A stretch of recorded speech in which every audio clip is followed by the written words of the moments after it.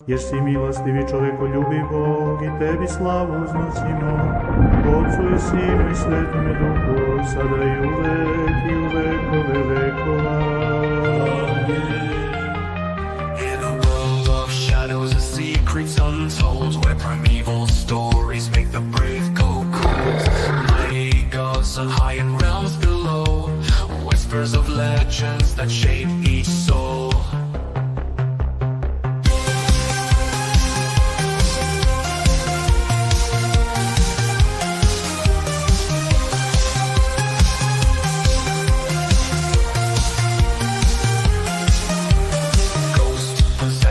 And nightmarish dreams, cryptids lurking, nothing's as it seems, giants walking, angels and demons fight, only truth can bring the light.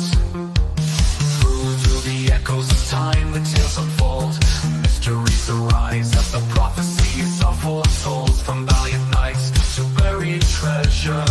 This podcast brings nothing but pleasure. Welcome to myth, mysteries and majesty.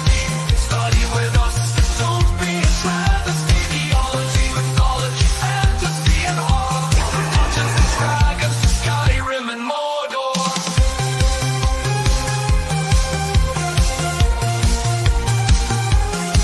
And Mordor, the powers haunt the evening, in gothic castles where they're screaming.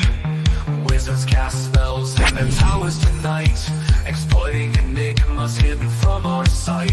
Archaeologists make excavations deep on the ancient tombs where pharaohs sleep. In the dust of ages we chronicles keep, storytelling's power of monsters that creep. Mysteries and majesty is the place for you to learn about this haunted space. From scholarship to manuscripts of old, unlock the secrets of wisdom and gold.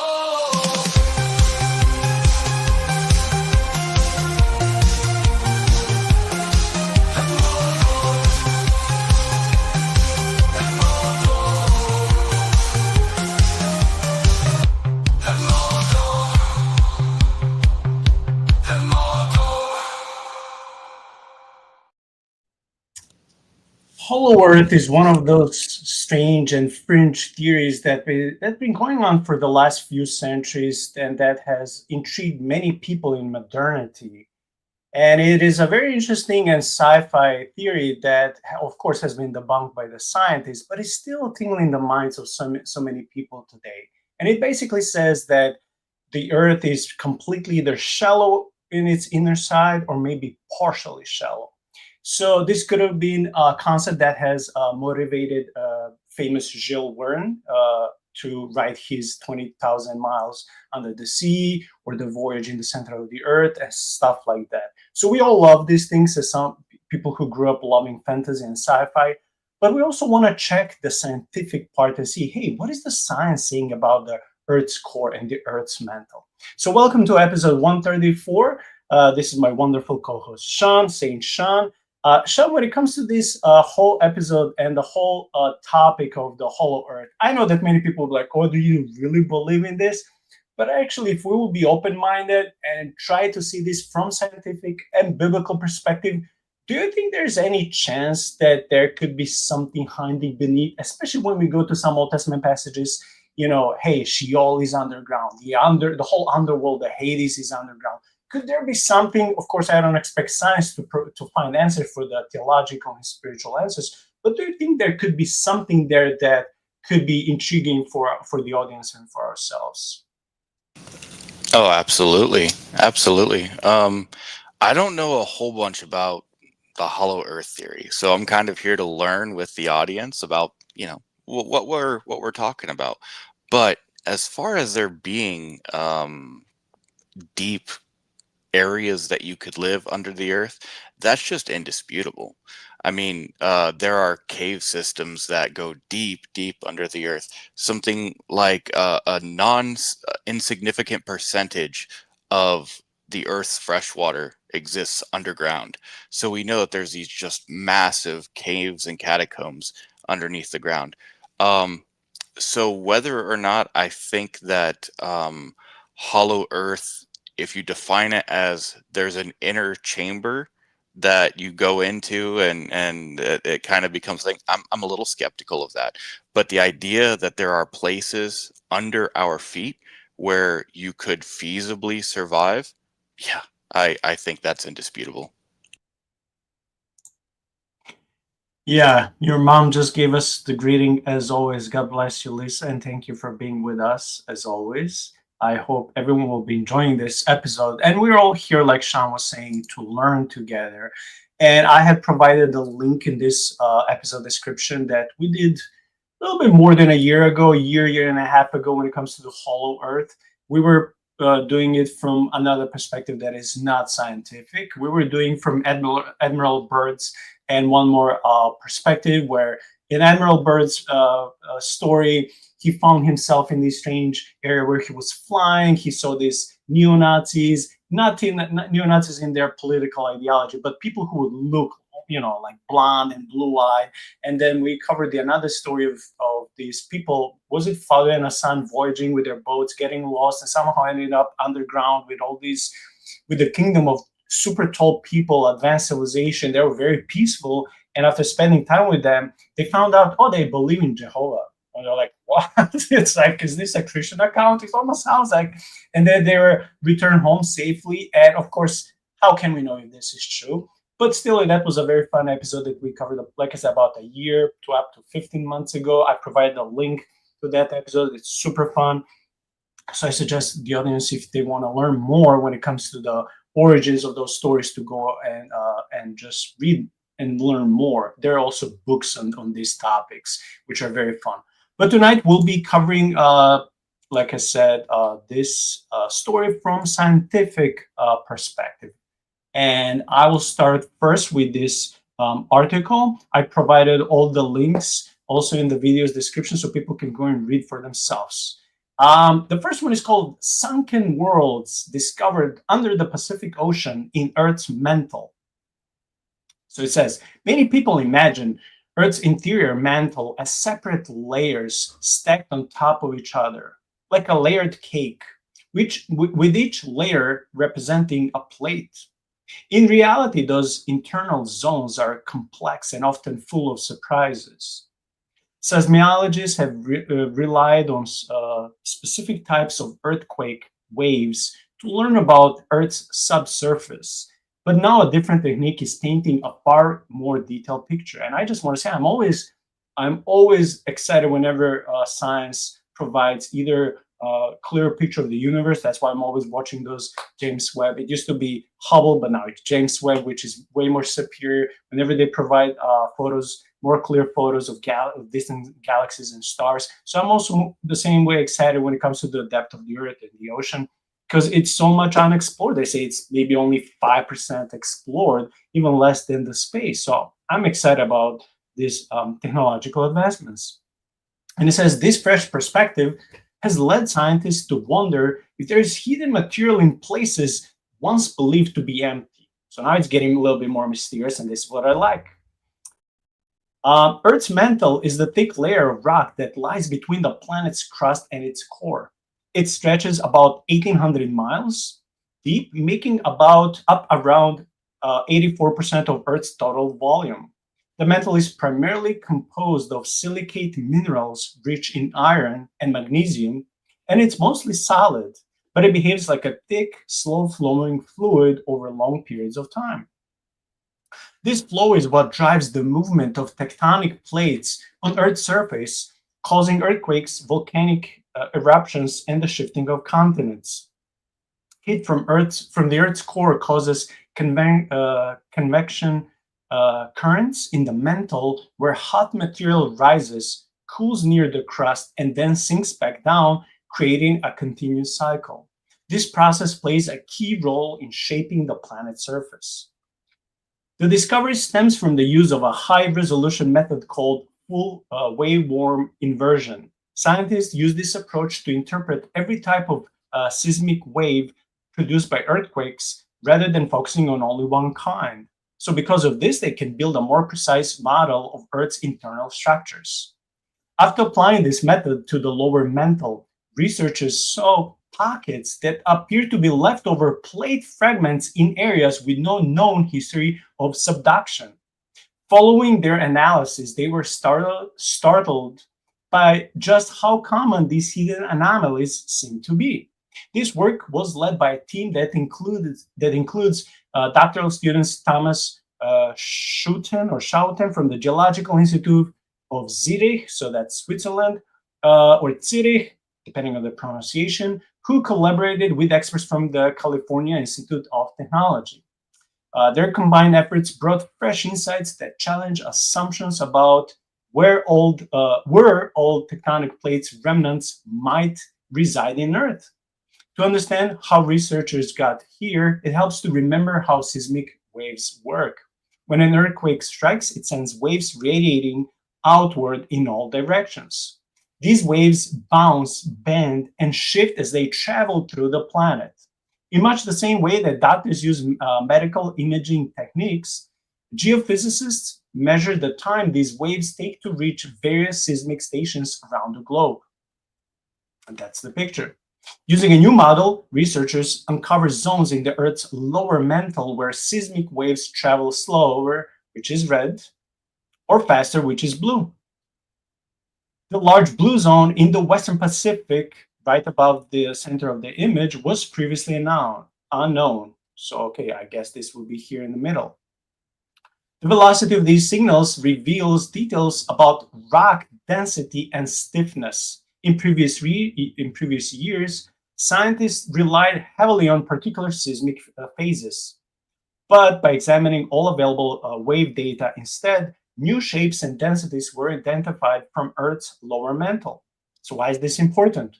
Well, over hundreds of millions of years, plates have formed, shifted, and sunk back into Earth's interior. This cycling plays a role in controlling phenomena like volcano formation, earthquakes, and the slow drift of continents. Researchers have long known that slabs of subducted plates cluster under regions where one tectonic plate slides under another. So it came as a surprise when the new images revealed large slabs below oceans and continental interiors that lack a clear history of plate collisions. That signals a possible complication in our understanding of how plates evolve and where they end up. One of the biggest surprises was in a zone under the Western Pacific. According to current plate tectonic timelines, there's no reason for old plate fragments to be there, but yet they are. Apparently, such zones in the Earth's mantle are much more widespread than previously thought, said Schouten. No geological data points to historical subduction nearby. This indicates that the anomalies might not be chunks of plates at all, or at least not in the way scientists originally imagined. So could it be something else? Scientists now face questions about the origin and nature of these structures. So these are structures in the depth of our planet. Some may say that these may be ancient silica-rich pockets left over from the early mantle. Others suggest that they might be iron-rich accumulations that have drifted over billions of years.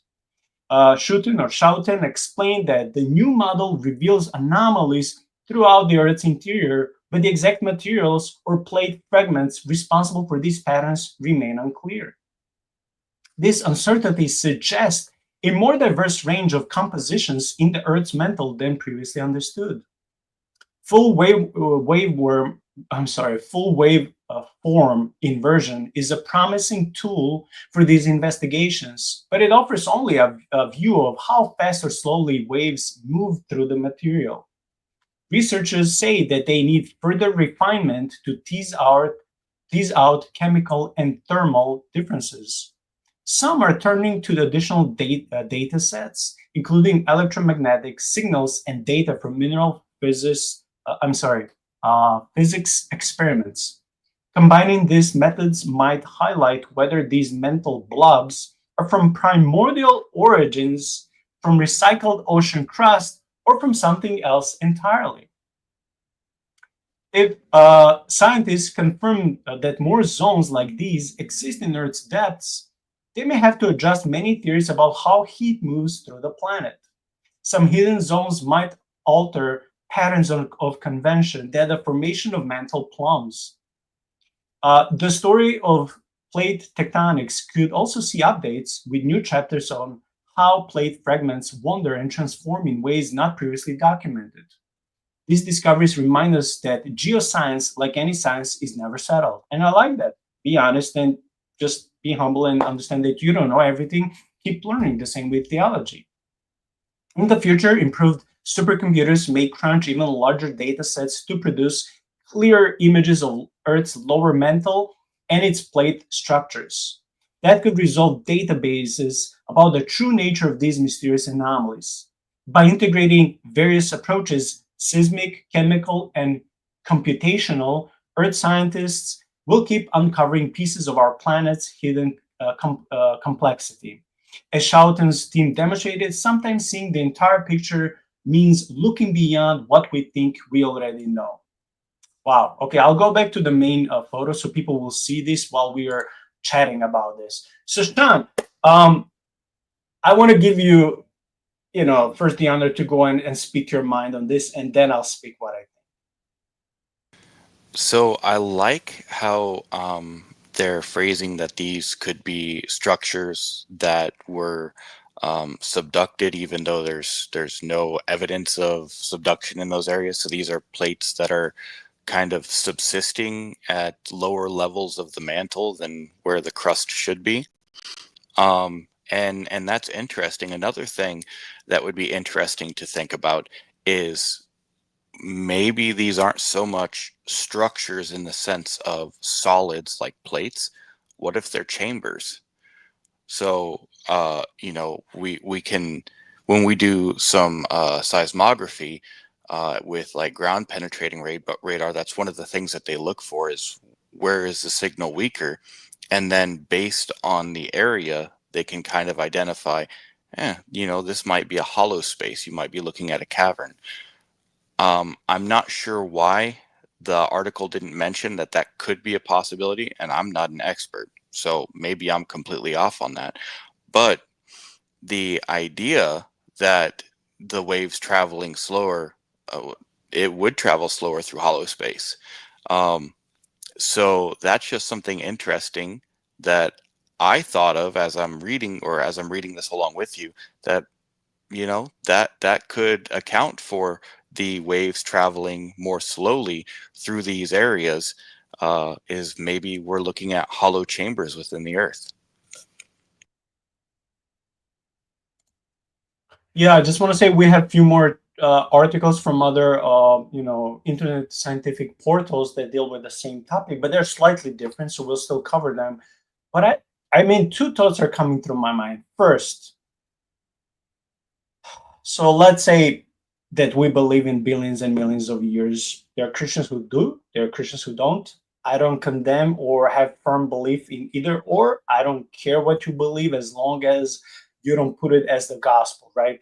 So let's say that the earth has been existing for billions of years, and through all these geological formations and changes, there have been so many cataclysmic changes, which supposedly the evidence shows. I have no problem believing that. So let's say if this crust and all these seismic movements have been going up and down, right? Almost like a sort of a tsunami. Not exactly, but I'm just trying to imagine like that.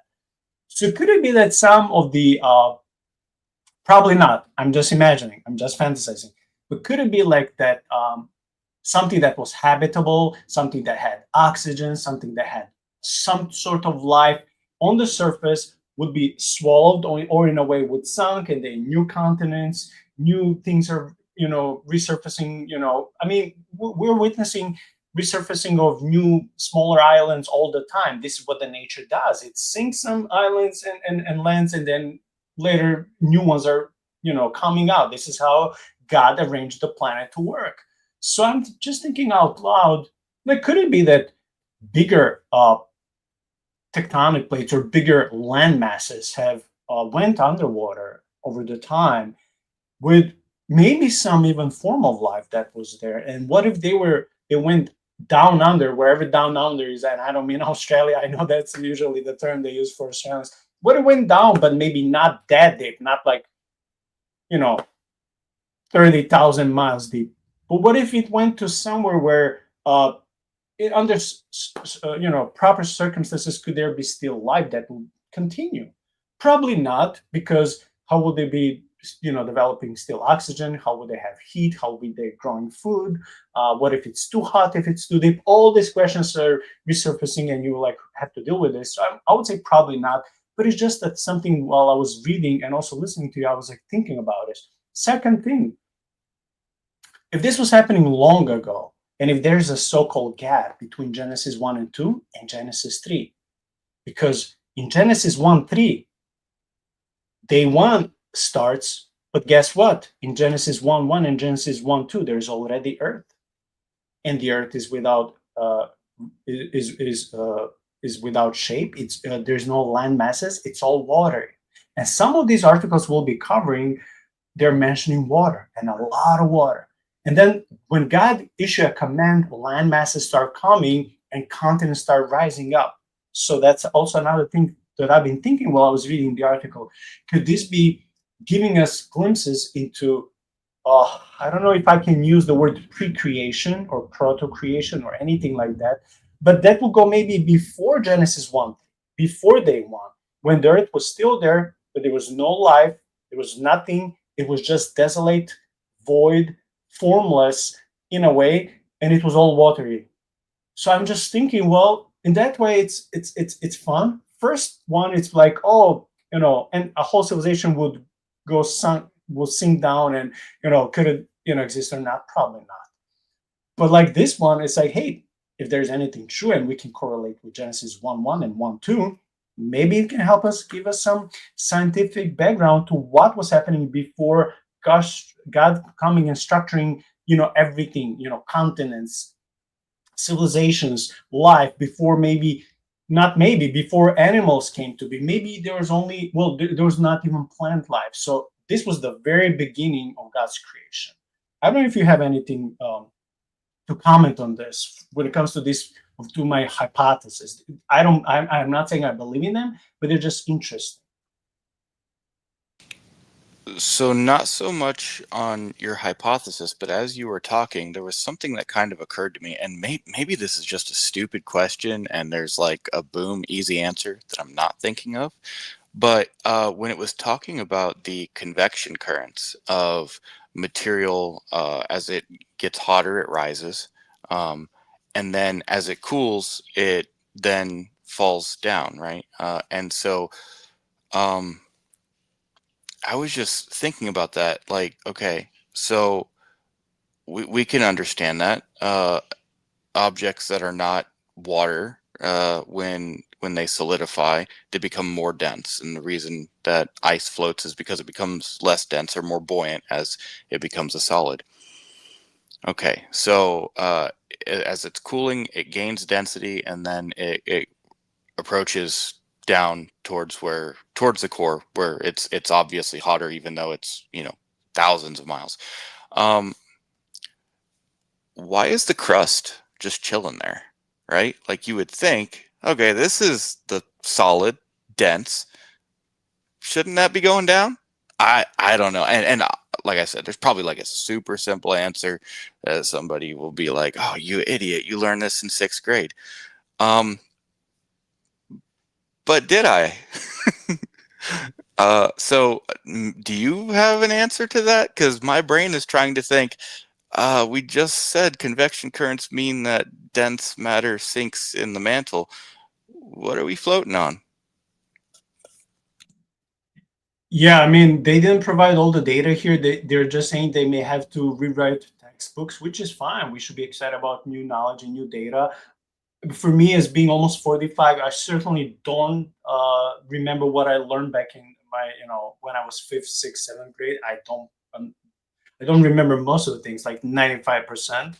If that's embarrassing or not, I don't know. I just tend to forget a lot of things, especially names. And if you're talking about data, I don't remember. But for me, it's like this is like a cycle of constant like life, death, life, death, life, death. or maybe we don't have to call it like that. Let's call it, it's just it's one of those things that God has put into motion. Like, for example, you have tornado, you have tsunami, you have these devastating things in nature. But once when they're done, like, well, like forest fire, these things, God can turn them around to bring life. Like when I had Dr. Hugh Ross, I love, like, for example, one of the things skeptics would ask, like, oh yeah, you believe in good God, benevolent God. Well, how come he causes tornadoes and kills all these people? Well, first, God doesn't kill people in tornadoes. Like natives, and Dr. Hugh Ross explains this, even natives had these markings on the rocks and trees that would, like, they would know, like, hey, when you're getting closer to the coast, the chances of tornadoes is bigger, so you may get killed. So you should not go and establish a settlement there. You should go more inside, inner land, like where it's safer. You know, European man, white men came, they're like, it's all about capitalism, they don't care. So when it's tornado warning, they're all like, oh, pray for us. But they love to be here. They love to be there. They don't want to move. But God is bringing, as Dr. Hugh Ross and scientists are explaining, tornadoes are actually good because they're cooling and stabilizing the temperature. So in the same way, if God put in motion this tectonic plates to go up and down and, you know, supposedly causing chaos, but if that chaos, something good is coming out, you know, it could be just something that is divinely ordered, like a clock. You know, it has to be perfect so that the earth would cool itself, heat itself, and do all of these things in motion and in cycles. So if God put this in order, and if most of these things in our prehistory was happening before humans were there, well, then that was necessary for human life to flourish. You know, if most of these disasters, I'm talking about worldwide disasters, if they're happening in the past, that they're happening before humans were there, at least most humans, so that human life can flourish. So I don't have necessarily the scientific question for you about the crust and the mantle, but just these things come to my mind, that if this is happening in emotions like the ice age, like, dude, if that happened, if they say the last one happened 10,000 years ago, the new one will come inevitably, unless Jesus comes and reestablish and fixes everything. But I think these things are pretty much normal, right? Okay, I'll be sharing your article, and it's again a very similar one. Can you see well? All right. Scientists discover sunken worlds hidden deep within Earth's mantle that shouldn't be there. A new way of measuring structures deep inside Earth has highlighted numerous previously unknown blobs within our planet's mantle. These anomalies are surprisingly similar to sunken chunks of Earth's crust, but appear in seemingly impossible places. Exploding planet. Potential patches of Earth's ancient crust, sometimes called sunken worlds, may have just been discovered deep within the mantle thanks to a new way of mapping the inside of our planet. However, these mysterious blobs appear in places they should not, leaving researchers scratching their heads. For decades, scientists have been building up a better picture of Earth's interior by using seismographs, 3D images created by measuring how seismic waves from earthquakes reverberate deep within our planet. This method has helped scientists identify ancient sections of the planet's crust, known as subducted slabs, that have been pulled into the mantle through subduction zones where tectonic plates meet. For example, in October 2024, researchers announced the discovery of a section of seafloor that had sunk deep into the mantle below Easter Island.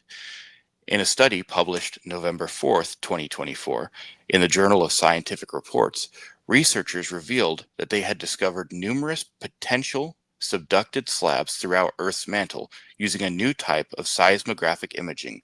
Little information about the size, shape, and exact locations of the blobs has been revealed so far. However, unlike previously identified subducted slabs, which are found in areas where tectonic plates currently collide or have previously smashed together, some of the new anomalies are located in places where no known tectonic activity has ever occurred, such as below the western Pacific Ocean. As a result, it is unclear how they ended up there. That's our dilemma. Thomas Schouten, a doctoral candidate at the ETH Zurich Geological Institute in Switzerland, said in a statement released January 7th, "With the new high-resolution model, we can see such anomalies everywhere in the Earth's mantle, but we don't know exactly what they are." Picture. There are other potential explanations for the newly mapped blobs. For example, they may be made of crust-like material left over from the mantle's creation 4 billion years ago. I like how they say creation there. Or they may consist of some other similarly dense material that has grown within the mantle over the past few 100 million years. However, these are just alternative theories. At the moment, the identity of the blobs remains a major mystery. ETH Zurich representatives wrote in the statement, Finding Sunken Worlds, "Until now, everything we know about the Earth's innards has come from stitching together different seismographs created from different individual earthquakes across the globe. But in the new study, researchers used a new method known as full waveform inversion, which uses computer models to combine these seismographs into a single clear image. This is a computationally intensive method, and to pull it off, researchers had to run the model on the PIZ-DAINT supercomputer at the Swiss National Supercomputer Center in Lugano, formerly Europe's most powerful computer, to crunch the numbers." Picture. Study co-author Andreas Fichtner, I'm going to go with Fichtner, a seismologist at ETH Zurich, who created the full waveform model used in the new research, compared the use of full waveform inversion to medical imaging advancements. "Imagine a doctor has been studying the circulatory system for decades," Fichtner said. "Then, if you give them a new, better explanation tool, they suddenly see an artery in the buttock that doesn't belong there," Fichtner said. "What kind of buttock are you looking at?" That's exactly how we feel about these new findings. Researchers think the newly discovered blobs may be subducted slabs, largely because seismic waves travel through them both at the same mainly because seismic waves travel through them both at the same speed. But this does not guarantee that they are the same thing, and more research is needed to assess whether they are actually alike. We have to calculate the different material parameters that could generate the observed speeds of the different wave types, Schouten said. Essentially, we have to dive deeper into the material properties behind the wave speeds. What do you think, Nico? Well, it is basically a continuation of the previous article. A lot of data is similar, but I still wanted us to read so we can see different maps, because the map, when it comes to those tectonic plates, was not provided in the first article. It does not provide some new groundbreaking information, because all of this has been happening in the last few months, between like October until like either January or March. So they're still thinking about this. They're still digging into this. It will probably take them years to find new information. Oh, thank you. We just got $5. Thank you, Joshua. So that, yeah, like I said, the article didn't provide some like groundbreaking new information, but I wanted us to read so we can see from other author how he, how he wrote the article and the maps that he provided. It can help us visualize, especially when it comes to us as men. We like visualizing things. So yeah, I mean, that thing about 4 billion years, and like I said, it's being created. I like that they say being created. Of course, they don't mention anything when it comes to like theology, or they don't go to faith, right? Because it's a scientific journal. It's a scientific author. But yeah, it was created. It was made. So, again, we are going to those Genesis 1:1 and Genesis 1:2. What was happening before Genesis 1:3, which is the day one when God started making what was already there, and the material God had. And this is what Also, theologians are saying it's not like I'm inventing this. The material God had before Genesis 1:3 was darkness and was water. And the Spirit of God, the Holy Spirit, was dwelling, was hovering. He brought life. Before that happened, God was ordaining everything in the universe to work for us, fine tuning laws of the universe, such as gravity, many other things, right? He had to subdue those, unlike these mythological aspects in other, ancient documents, like gods had to wrestle with chaos and with each other, subdue, and then see who be the head of this divine council and who be ruling the universe. God is here not wrestling with anyone. He doesn't have any. Who is Leviathan? Who is this cosmos? Nothing. Everything's subdued to him. Even the devil, theologians call him God's devil because he's on a leash. Just in the same way we're reading it in the book of Job. So the devil can do only what God allows him. So here God is putting the darkness into light. He's bringing water, a land mass out of water. So when they say 4 billion years ago, the mantle was created. Well, I know this may go against some. I'm a Christian conservative person, but I'm not some uber, fundamentalist. That's not me. So if science and articles like this can help us understand what was in the very beginning before Genesis 1:3, why not? Praise God. So I just see it as, again, I'm going to Dr. Hugh Russ, who would say, hey, God gave us two books, two sources of supernatural revelation knowledge, the book of nature and the book of scriptures. And these two perfectly align. If they don't align, it's only because we fail to understand either nature or the Bible. So I will go with that. Do you think there was something new revealed over there? Yeah, I mean, it really kind of explained why it is that these subducted structures couldn't have been subducted through the normal means, because normally you're going to see these subducted uh, pieces breaking off at the meeting points of the plates, and then these are like, in the center of a fully formed plate. So obviously it couldn't have been through the collision of plates that caused these things. Also, they're huge. So that's also a problem. And then they did kind of identify in there why it is that they don't think that they're, or at least why they might not be considering chambers, because sound travels through them at the same rate that it travels through other known subducted structures. So that is at least why they went with the idea of it being structures. For our purposes, I still think it could be chambers. So Awesome, thank you. I skipped one article because the third article in a row was talking about the same thing, mentioning same names, same expert from Zurich. I know it has another map or another photo, but it will be just repeating most of the information we heard in these two articles. So I'll be just sharing the next one, which is taking us further in our studies for tonight. And it has a very interesting title. It says, buried for 250 million years, scientists uncovered a hidden prehistoric seafloor beneath the Pacific. If those people who are listening live paid attention, in just this previous article, Shaun was mentioning about the seafloor being, sunken and then being found again after God knows how many years. So this could be the continuation of that article. Scientists have uncovered a hidden relic beneath the Pacific Ocean, an ancient seafloor buried for millions of years. This discovery challenges what we thought we knew about Earth's deep interior. This is just a picture. I don't know if it's really from that place where they found this seafloor.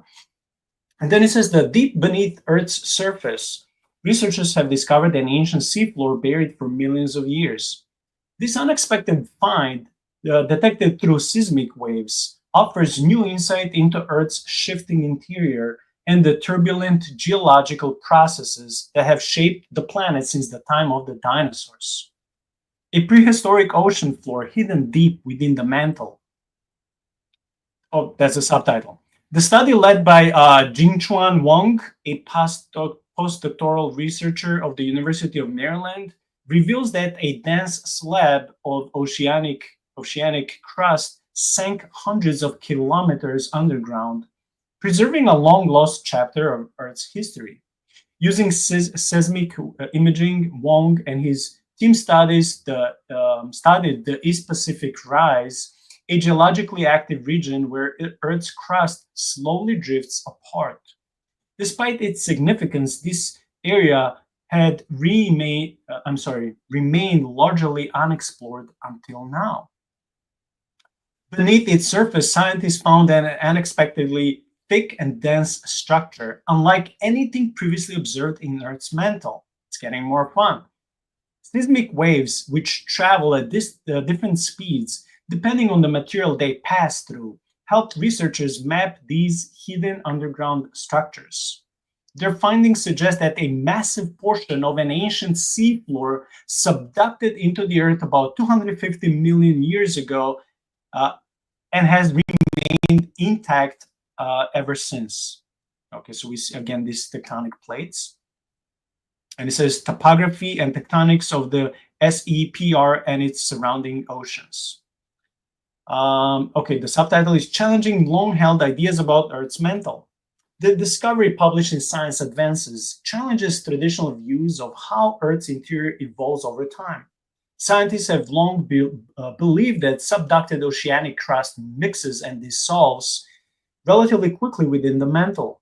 However, this research suggests that ancient slabs may persist for hundreds of millions of years, fundamentally altering our understanding of plate tectonics. The team applied seismic imaging techniques similar to a CT scan, analyzing how earthquake shock waves travel through the planet's interior. These methods allow them to map deep structures with remarkable precision, revealing an unusually thick section in the mantle transition zone located between 410 and 660 kilometers below the surface. This zone serves as the boundary between Earth's upper and lower mantle. Its thickness varies based on temperature, pressure, and the presence of different materials. The discovery of an unexpectedly dense layer suggests that subducted slabs might become trapped instead of fully descending into the lower mantle, contradicting previous geological models. And of course, we have all these graphs, which I would love to say that I understand so I can explain to you, but I don't. Anyway, a slow-moving relic of Earth's past. One of the study's most surprising findings is that the material in this buried seafloor is moving significantly slower than expected. The presence of colder, denser material in the mantle transition zone appears to act as a barrier, slowing down the sinking process of subducted oceanic slabs. We found that in this region, the material was sinking at about half the speed we expected, Wong explained.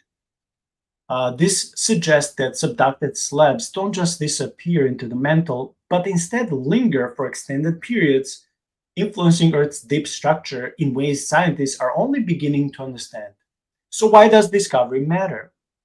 Understanding how subduction affects Earth's deep interior is essential for studying earthquakes, volcanic activity, and the formation of deep sea trenches. Subduction, the process where one tectonic plate slides beneath another, has long been studied through surface rock samples and sediment deposits. However, this new approach provides a rare glimpse into the deeper consequences of the process, revealing how Earth's mantle might behave on much longer timescales. The research also raises new questions about how deep Earth dynamics influence surface conditions across vast distances and timescales. One intriguing possibility is that the unusual split in the Pacific low shear velocity province, which is a deep mantle region known for its complex geological behavior, may be linked to the sunken seafloor detected by the team. Okay, we have three more. Well, actually, we have several more of these graphs. Mapping Earth's ancient past, one lost seafloor at a time. This research is just the beginning. Wong and his colleagues plan to expand their studies to other regions of the Pacific Ocean and beyond. By identifying more ancient subduction zones, they hope to create a global map of buried oceanic slabs. Their work also highlights the connection between deep mantle structures and surface geological activity.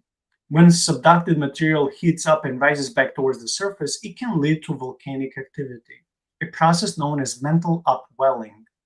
A clear understanding of subduction, mantle transition zones, and LLSVP, which is large low shear velocity province, distributions could provide critical insights into how Earth's crust behaves over millions of years. So, what does this mean for Earth's future? This discovery reshapes our understanding of Earth's mantle dynamics and suggests that many more ancient structures could be hidden deep within the planet. We believe that there are many more ancient structures waiting to be discovered in Earth's deep interior, Wong stated. Each of these hidden features could offer new insights into our planet's geological evolution. Shaun, can you please continue? Yeah, each of these hidden features could offer new insights into our planet's geological evolution, potentially unlocking secrets about Earth's past and even other planetary bodies.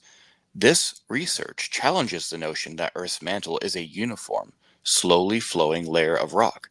Instead, it reveals a far more intricate and dynamic interior, where different materials move at varying speeds and are recycled into new formations over millions of years. The East Pacific Rise's sunken floor is a striking example of the forces shaping Earth from the inside out, a continuous cycle of creation and destruction that has been unfolding for hundreds of millions of years. Wow. Okay. Thanks. I was just losing my voice and coughing. So again, this is the continuation. Like God is putting these things into motion. Like the end of this article is perfect. It just says what we've been talking about. A continuous cycle of creation and destruction that has been unfolding for hundreds of millions of years.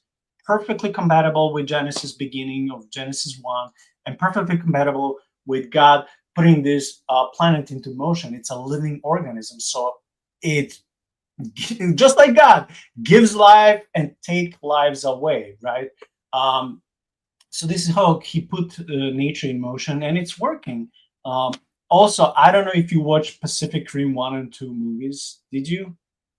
Okay, so it's a sci-fi action. These are sci-fi action movies. So they found in Pacific, that's why it's called Pacific Rim. They found this like opening at the bottom of the ocean where from the underground, new huge creatures, they're big like Godzilla, are coming out, and like humanity is developing like huge machines to fight them. It's like so much fun. It just brings me, at least visually, to this article. Like, hey, the new sea floor was found. Guess what? It's not new. It's been sunk and now resurfaced, and it brought in the past destruction, and now it can bring life. So just, I don't know. I mean, it doesn't speak much about, if there's any life below there, wherever there is, because we mentioned something between 400 and 500 and 600 kilometers depth, right? But I mean, again, we don't know. We're still developing technology and devices that can scan that deep and that can go through all these blobs and pockets. And let's say there are underground caves and pockets that maybe still somehow we're able to preserve some sort of life. And if that life has been trapped there, I mean, this is basically what the whole Godzilla and some other, movies and TV shows, this is their premise, right? What if something that sunk long ago preserved life? Of course, something like a type of an animal that can breathe underwater, right? So what if like there's so many in these pockets or in these maybe underground tunnels or these fountains that we read in Genesis where that God opened them so the flood will come, and also he opened them that the flood would disappear, right? What if somewhere there, like beneath ocean crust, is life not possible for humans, but maybe for these gigantic animals or so-called monsters, leviathans? I'm not going there into like what is the word for that mega shark? What is the Megalodon? Yeah, megalodon. I'm not going and say, oh, those things exist, or like the creature from Loch Ness, Nessie. I'm not saying that, but I'm saying it could be that there's like a whole type of animals and creatures we never even heard of that is not hiding there, but just simply dwells in the depth, in the abyss, in the same abyss where God can pull out in the revelation. Well, He can allow those entities to come out and, in the last days attack people. So I'm just saying, like, there's so much unknown and depth when it comes, to these aspects of our life and planet, and it's no wonder that only 5% of the ocean floor is covered. My sci-fi mind just likes to go to the movies like Pacific Rim or Godzilla, and I like to think of those abyss creatures, even though they're not nice or it's not something you would like to see in real life. But I'm saying it's very plausible that there could be something, maybe not 1,000 miles beneath the ocean's crust, but something in those pockets. Those pockets would be huge, right? They're when they sunk down, life still maintained for those type of animals, fish, and species that maybe that environment is perfect for them to multiply and to thrive. Maybe they don't need all these algae. Maybe they don't need sunlight. They can thrive and still develop. That's just my thoughts. What do you think? So just for clarity, for the audience sake, you are saying without qualification and unequivocally that this is where Cthulhu is sleeping. Maybe. And we should go there, throw a nuke. Yes. That's awesome, though. That's awesome. Yeah. It's oh, I'm sorry. It's really interesting. I wanted just to ask you, do you have something to say before I share your article? Yes. I wanted to say that it's really interesting that there are portions of the seafloor that still exist after being subducted under these plates, and it's so interesting that we might be able to learn from this. We might be able to see, the Bible talks about the chambers of the deep that were opened. I mean, maybe that's something that we would be able to find. Yeah, I just want to also thank every kind comment, including these 2 super chats. Thank you, everyone, for love and support. You don't know how difficult it has been since December, seeing so many unsubscriptions, so many low clicks, and I'll prepare 2 episodes instead of 1. I've been preparing 2 episodes for the last several months, tired, and many times low amount of clicks, 50, maybe 100. I make maybe 50 cents a day. That's nothing. I don't do it primarily for money anyway. And many people subscribing and unsubscribing. So your kind comments in these 2 super chats mean a lot to me, to my soul as encouragement, because I've been discouraged for the last 3-4 months when it comes to the podcast. So thank you kindly. Shaun, I'm gonna share your article when it comes to these huge islands. Man, if we found some cool videos, I also want to play them in these articles, because I think they'll be explaining better than just reading the text. All right. Continent-sized islands found inside Earth are 100 times taller than Mount Everest. That's insane. Scientists have discovered 2 continent-sized regions hidden deep within Earth's mantle, referred to in a recent study as islands. Research from Utrecht University reveals that these regions are not only hotter than their surroundings, but also ancient, dating back at least 500 million years or longer. The findings challenged conventional theories about the Earth's mantle being a well-mixed and rapidly flowing system. Instead, the research suggests that there is much less flow within the mantle than previously believed. Hidden islands inside the Earth. These subterranean islands are buried 1,200 miles beneath our feet and reach heights of roughly 620 miles. Are you kidding? 620 miles, dwarfing every mountain peak found on Earth's surface and every other planet in our solar system. The regions in question, located beneath Africa and the Pacific Ocean, were first identified in the late 20th century through seismic analysis. When large earthquakes strike, they cause the earth to resonate like a bell, producing oscillations that seismologists can analyze to reveal subsurface anomalies. Large Low Seismic Velocity Provinces, or LLSVPs. The studies show the presence of what scientists now call large low seismic velocity provinces, LLSVPs. It sucks that they made me say that twice. Nobody knows what they are and whether they are only a temporary phenomenon or if they have been sitting there for millions or perhaps even billions of years. 6,000 years old, what are you talking about? Just playing. Explain study senior author Arwin Deuce. I'm going with Deuce because of Seuss. Deuce.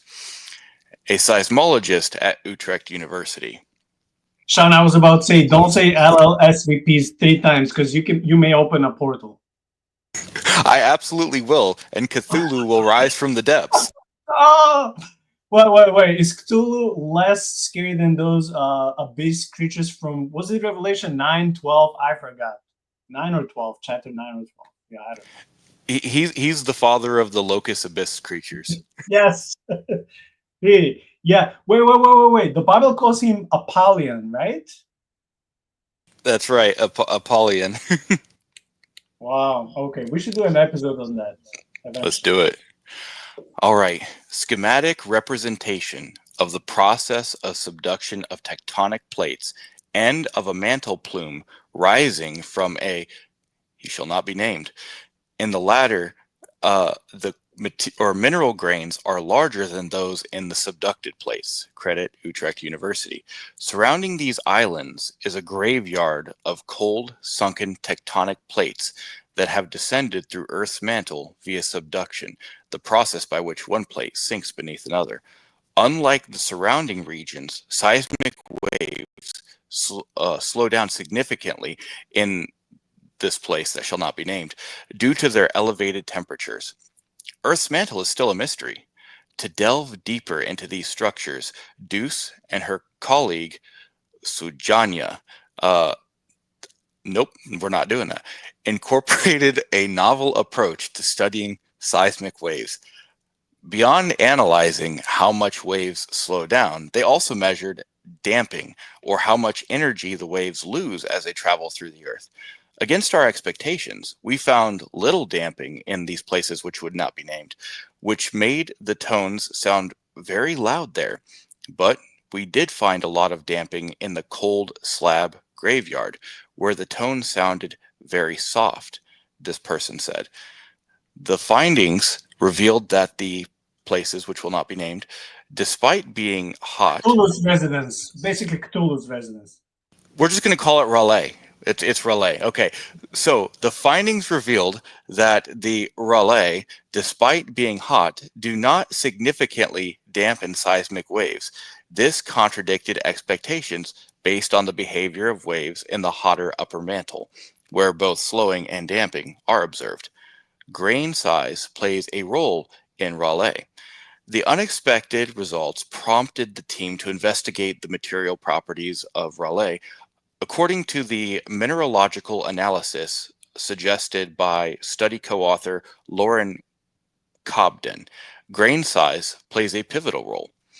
In the cold slab graveyard, tectonic plates recrystallize into small grains as they sink into the mantle, leading to significant energy loss as seismic waves cross numerous grain boundaries. In contrast, the Raleigh appear to consist of much larger grains, which allows,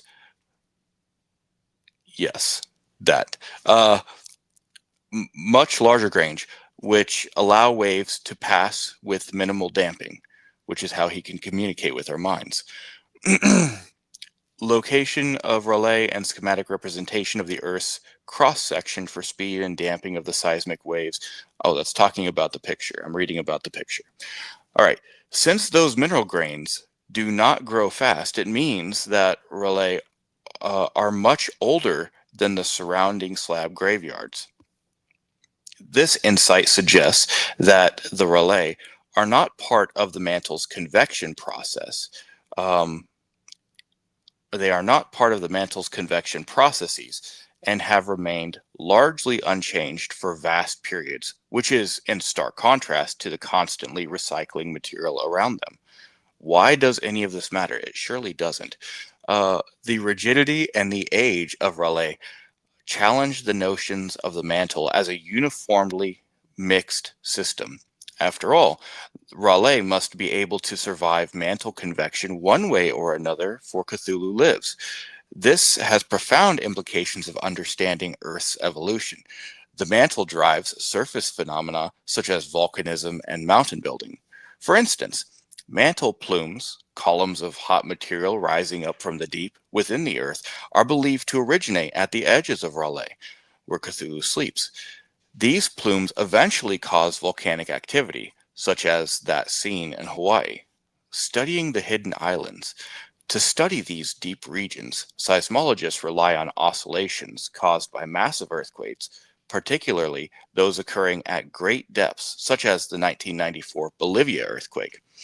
It never made it to the newspapers because it took place at a large depth of 650 kilometers, and luckily did not result in any damage or casualties at the Earth's surface, Deuce said. Seismometers have been recording high-quality data since 1975, allowing researchers to revisit past earthquakes to gather valuable insights. Raleigh and Earth's mantle. This research provides a transformative view of Earth's mantle instead of a uniform, well-mixed system. I think I've read that before, uniform, well-mixed system.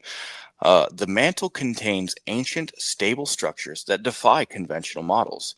Understanding these regions is crucial for interpreting surface phenomena and offers a clearer picture of the Earth's complex inner workings. The Earth's mantle is the engine that drives all of these phenomena. Take, for example, mantle plumes, which are large bubbles of hot material that rise from the Earth's deep interior as in a lava lamp. And we think that those mantle plumes originate at the edges of Raleigh, Deuce said. The discovery of Raleigh, their unique properties, and their role in shaping Earth's surface processes mark a significant step forward in the study of our planet's dynamic interior. What do you think about what we've covered about Cthulhu sleeping in the deeps? Dude, I'm gonna show you what I was thinking while you were reading this. And I don't believe in this. I'm just saying how the Bible portrays, pillars of the earth. So while you were reading this, I'm like, some, people who take, certain aspects of the Genesis super duper literally and read it in the most driest way without knowing the ancient way and having the ancient context. This is how I'll probably think, oh, so the scientific article is talking about this, what was the word that you read? Not the mental, but it's not the foundational pillars, but it was something like that. I forgot what word you used. The columns that Yeah. are rising. Yeah. Yeah. So I my mind went straight here. I'm like, oh, people will be probably thinking like we see here in in the middle Mesopotamian cosmology, which is not different than biblical because Jewish people were neighbors with these people, right? Or we can see the picture far on the right. It's called a common cosmology of the ancient people, right? We saw the firmament, the heaven above, the earth in the middle, and underworld with all these, supposed columns or whatever it is. So I just want to say that this scientific article does not speak about anything like this. So when you speak about pillars or foundation, it doesn't speak about columns you see in the temples, especially these ones, like, when we saw in Greco-Roman styles. It doesn't speak of the architecture of that way. I know many of you would like that to be the case, but it's not, and we're called to speak the truth. So it's nothing like that. So yeah, I just want to share that because my mind went directly to how the ancient people saw the universe and the structure of the earth, with the firmament, and then the Sheol is underground. Basically, there's nothing like, hey, there's no universe. We don't need universe. All the planets are here. All the life is here, and God is just literally above us. just above the firmament. But when we send the satellites, and we're like, oh, God is not there, literally. Of course, we have people who still doubt we went on the moon and there are satellites, or this, the sun is that big and that far away. But we will leave that for some other topic, or maybe we don't even have to discuss about these things because they're just crazy. Yeah, I'm just perplexed when it comes to this whole complexity. I mean, look, 21st century, we boast so much with all this technological advancement and knowledge, and we still don't know some of the most foundational aspects of our life, like when it comes to geology, when it comes to tectonic plates.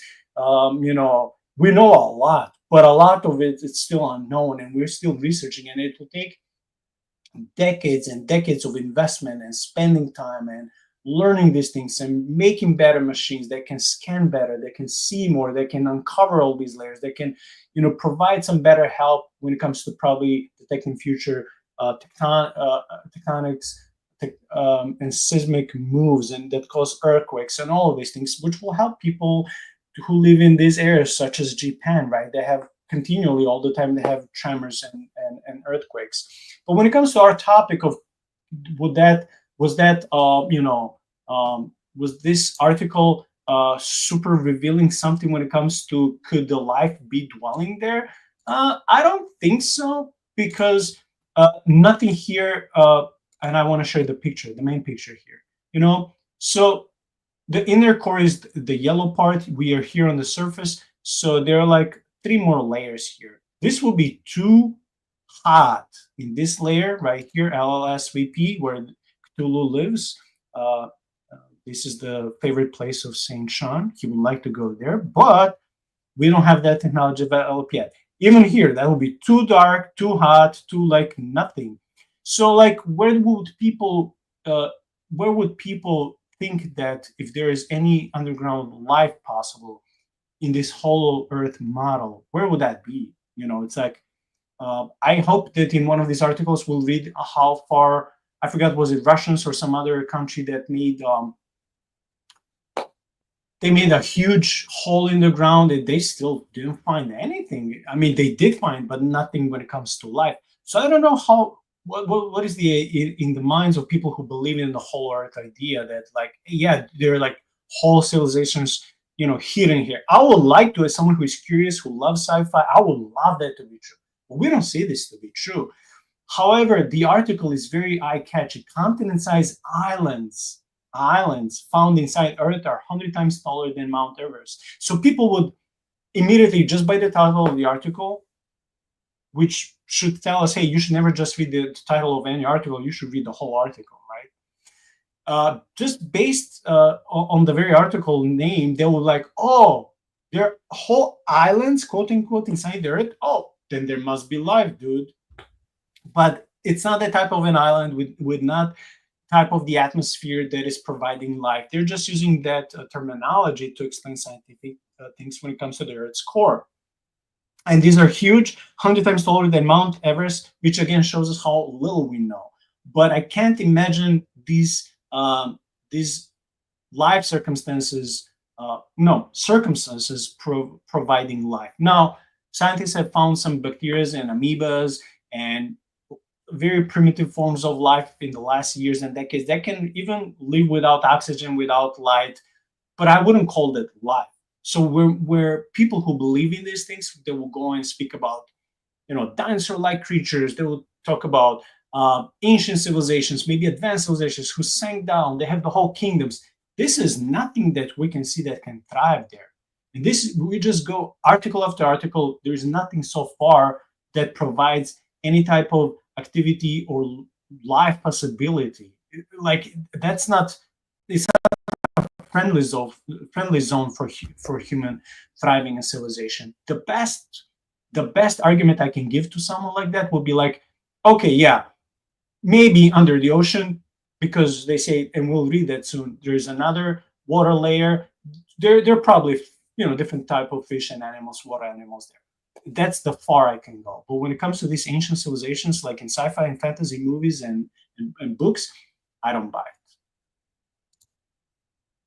So I'm thinking, like, when when we're thinking of habitable places for species that have supposedly been extinct, um, with the discovery a couple years ago of that massive cave in China, like I think that's a great possibility. But what we need to understand is that it's not just in the crust. It's like top layer of the crust, right? Like this is not extending deep into the earth. The earth is huge, and the habitable part of the earth is just on the peel, on the outside. The fruit will kill you.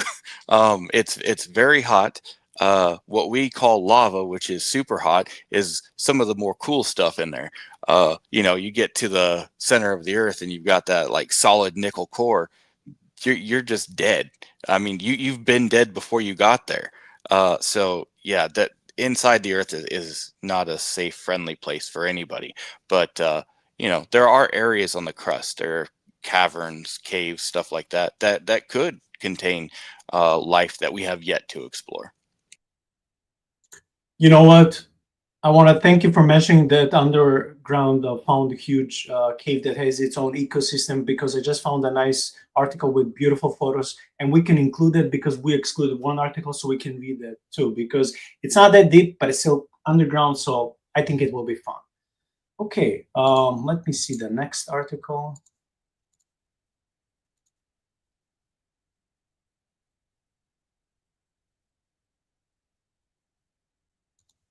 Alrighty.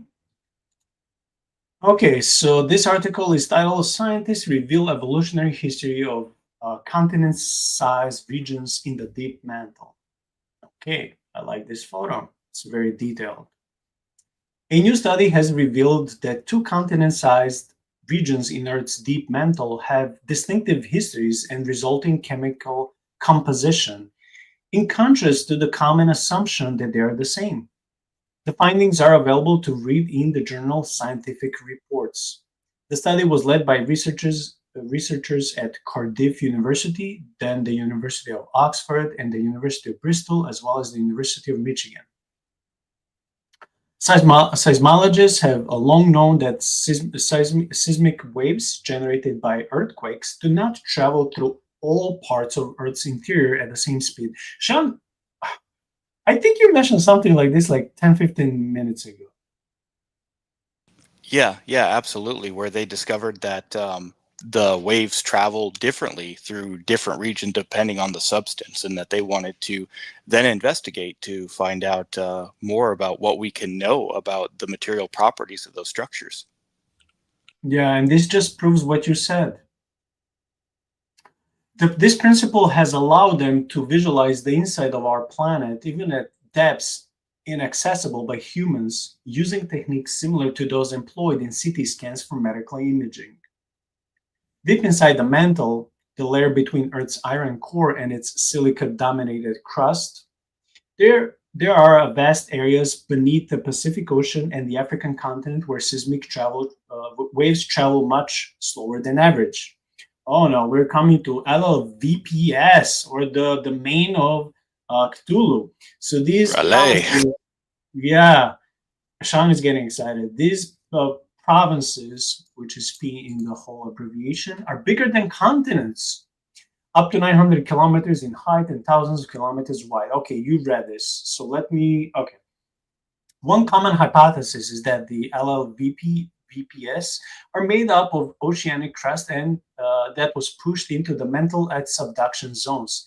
This crystal material was then stirred through the mantle over millions of years and accumulated to form the domain of Cthulhu. You've already read some of these things, so let me go to the. Okay. By combining a model of mantle convection, including a reconstruction of how tectonic plates have moved over the Earth's surface over the last billion years, the study has been able to show that the African LLVP consists the older and better mixed material than the Pacific LLVP. Shaun, you should be concerned. So this article says there's more than one Cthulhu. So Blasphemy. Yeah, maybe it's one Cthulhu, but different water kingdoms with different priestly-like representations of the same deity Cthulhu. I think that could be the case. Which contains 50% more and younger subduction oceanic crust, and therefore is more different to the surrounding mantle. The resulting differences in density could also explain why the African LVP is more diffuse and taller than its Pacific counterpart. So I just want to show this picture. I know it doesn't show much, but still, again, these sections of the inside of our planet are bigger than continents. That's what it said, right? And so far they discovered two, African and Pacific. So hey, who cares about Europe, right? We don't exist. Probably an American scientist wrote this. It's discrimination, but whatever. As numerical simulations are not perfect, we have run multiple models for a range of parameters.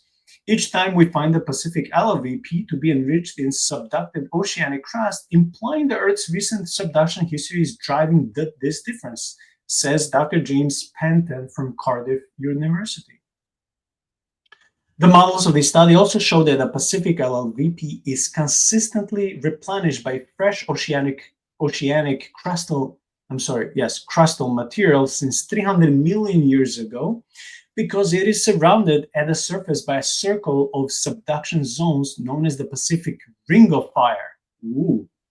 By contrast, the African LLVP does not receive new material at the same rate, and the material has mixed more with the surrounding mantle, lowering its density.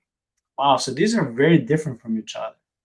Until now, these differences have been overlooked because temperature is the dominant control on how fast seismic waves move through a material. The models presented in this study demonstrate that both LLVPs actually have the same temperature, which explains why they look seismically similar. This highlights the importance of combining different scientific disciplines to closely examine the inner working of our planet. I just wish they put what is the temperature. That will help us discuss more, say, no, there's nothing possible that can live there. And I mean, we saw, let me just, this is too close to the core. So of course, nothing will be able to live there, not even a worm. But still, I wish they put anything, when it comes to the temperature. The fact that these two LVPs differ in composition but not in temperature is key to the story and explains why they appear to be the same seismically. It is also fascinating to see the links between the movements of plates on the Earth's surface and structures 300 kilometers deep in our planet. Wow. The high temperature of the LPS and their positioning in the deep mantle on each side of the planet means that they affect how heat is extracted from the Earth's core. Exactly. So it's super hot there. It's super hot. Nothing can live there. This impacts convection in the outer core, a process that drives the magnetic field and protects us at the surface from harmful cosmic rays. In the African and Pacific LLP, if the African and Pacific LLP are different, heat may no longer be extracted symmetrically, which could lead to magnetic field instability. This makes it important to understand the structure of the LVPS and how they influence heat extraction from the core. And basically, this is almost the ending. I don't think we should read more, save time and breath for other articles. But Shaun, I mean, basically, this is too hot for anything to survive. Like, basically, this article just reiterates what we'll be talking about. Like, it doesn't seem plausible that anything deep, unless we're talking about some, like you were saying, a system of caverns, and caves. But that's not that deep. We're talking about, this is super deep, like thousands and thousands and tens of thousands of miles and kilometers underground. Nothing can live there. But okay. Yeah, and also, when talking about the heat, I think I remember reading that the core of the Earth is like hotter than the surface of the sun. I mean, it's just like ridiculously hot. And in order to even get to what we're talking about, which is like at the outer core, you have to go through the mantle, which is also hotter than, you would be able to tolerate. So there's nothing that can live here except for Cthulhu. Except for Cthulhu, because he's very adjustable, he's eco-friendly, he goes green, he tries not to hurt the nature, because otherwise if the nature is destroyed, he'll be destroyed, or otherwise Galactus, you'll have to go to another planet, and because Cthulhu's servant may not be as effective as the Silver Surfer, it's in the interest of Cthulhu to stay in our planet. So because of that, he's like, yeah, I'm okay. I won't destroy all of you. Someone should write a novel on this and share money with me, but whatever. I'm just giving all these ideas for free. Okay, next article for you, Shaun, has two videos that I would like to play. It's called Scientists Have Discovered Two Giant Mystery Structures Lurking Under Africa. We read a little bit about this, but now we'll be able to see two videos. So let's watch together.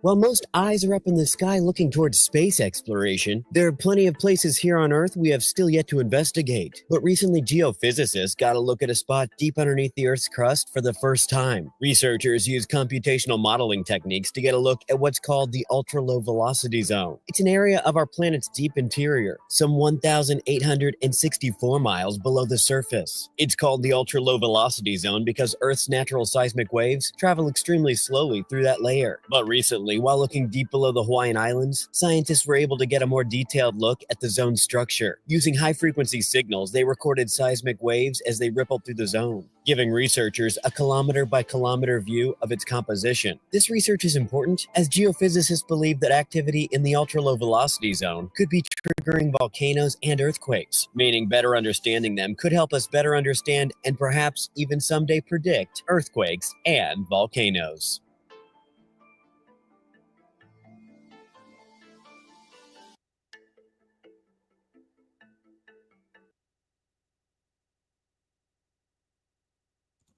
Okay, I think you can read the text until we hit the next video.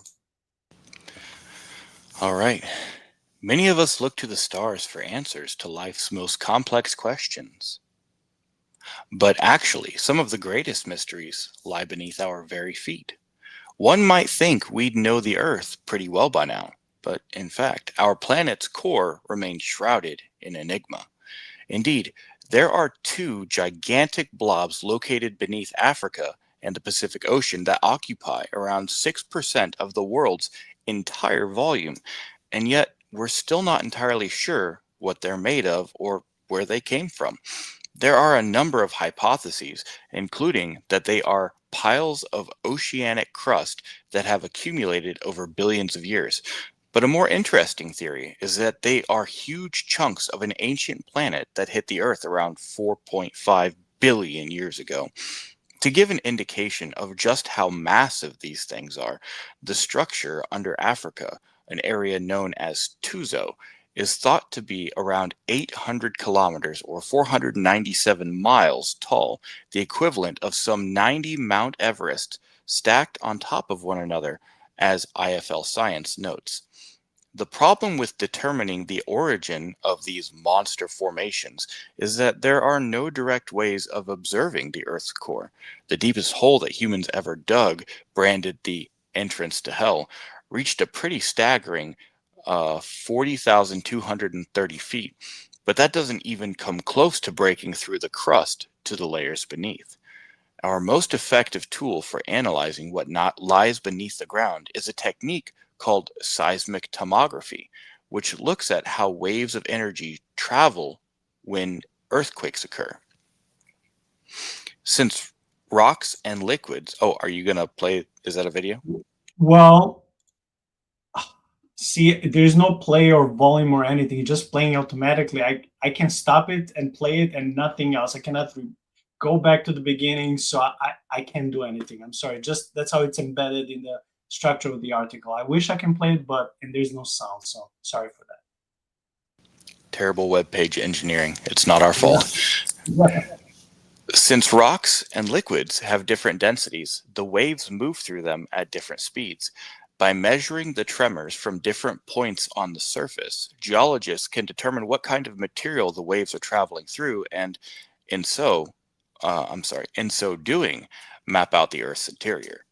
It was by using this technique that the two unusual structures, known as large low shear velocity provinces, RALE, were found. Waves travel more slowly in these areas, fondly known as blobs. than through the surrounding lower mantle, indicating that they're made of something different.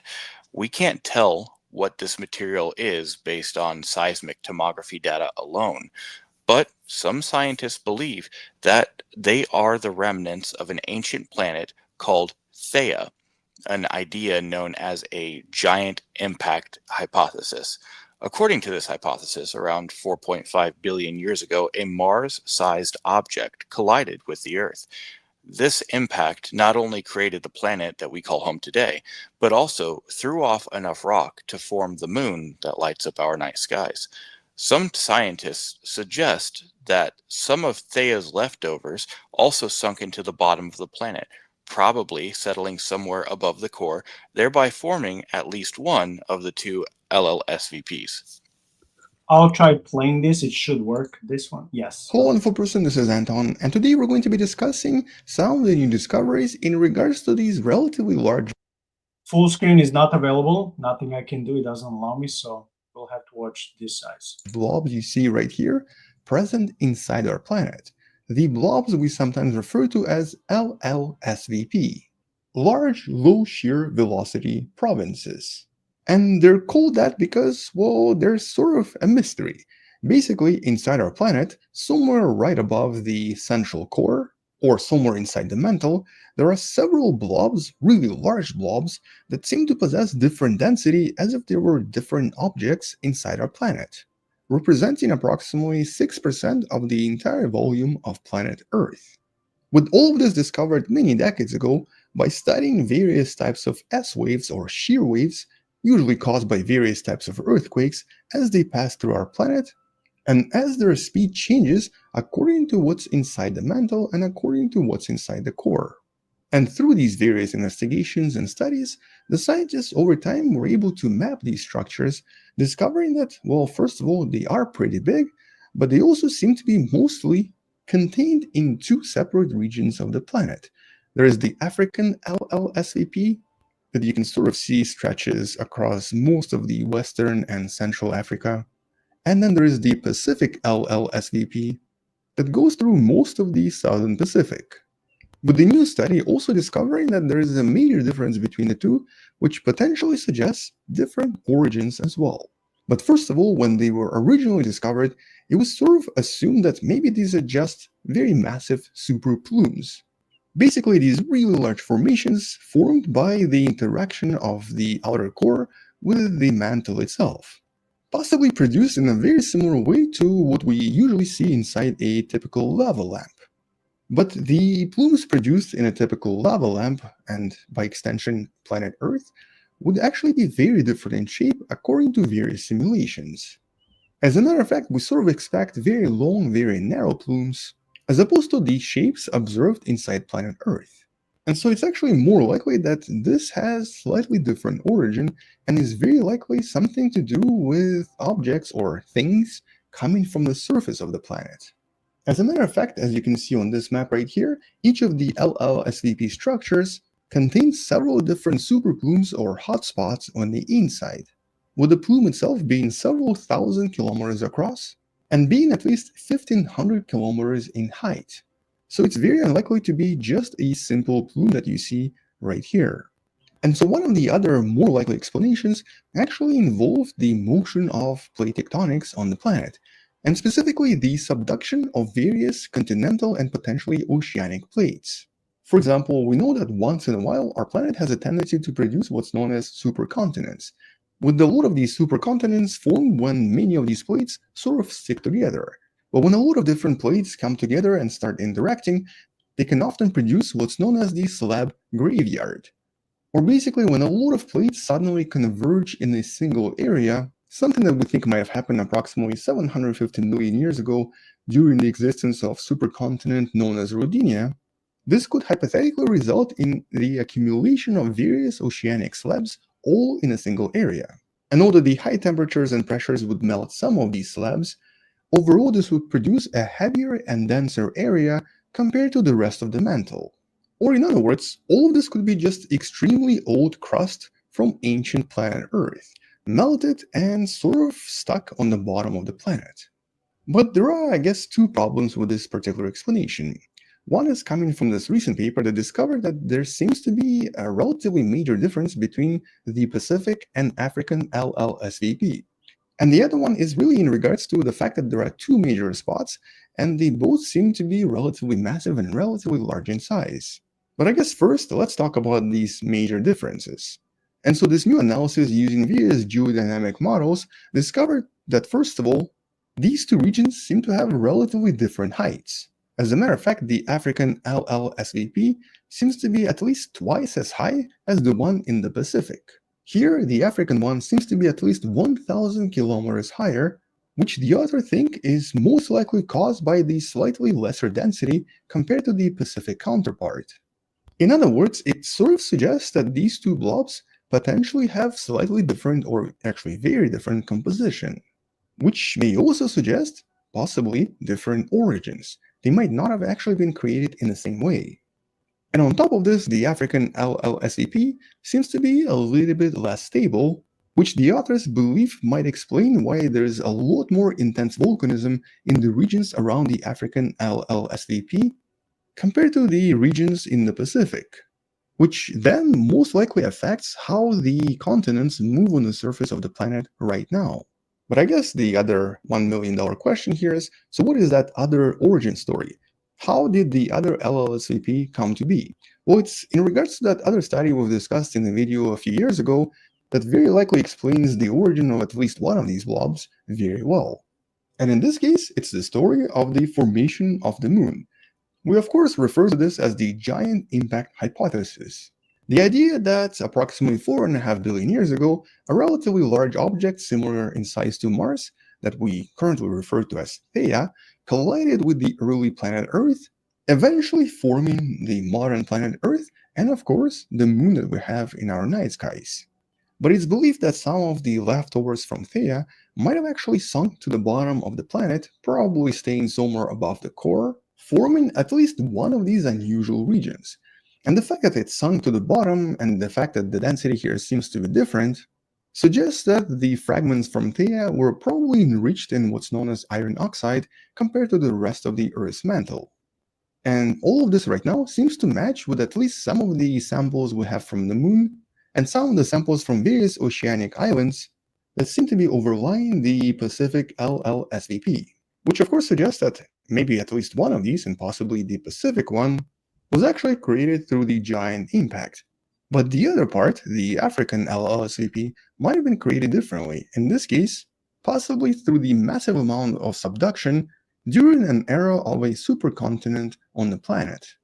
But even now, it's still just a hypothesis based on some of the observations and studies we've been doing for the past few decades. So even now, nobody actually knows the true origin of LLSVPs inside our planet, and more importantly, what effects they have on our planet even right now. Okay, I don't think we have to watch the whole video. We basically got the gist, so I'll just skip to the text.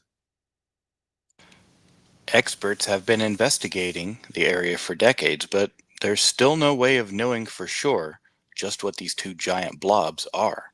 Still, studies into Theia have offered important insights into how the possible collision might have kick-started key plate tectonics and mantle motion inside our planet, crucial processes for establishing the world on which we live.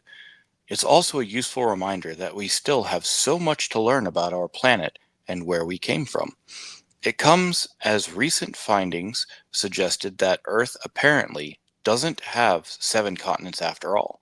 From a young age, we're taught that the world is made up of Africa, Antarctica, Asia, Oceania, Europe, North America, and South America, and yet new research suggests that this isn't in fact the case.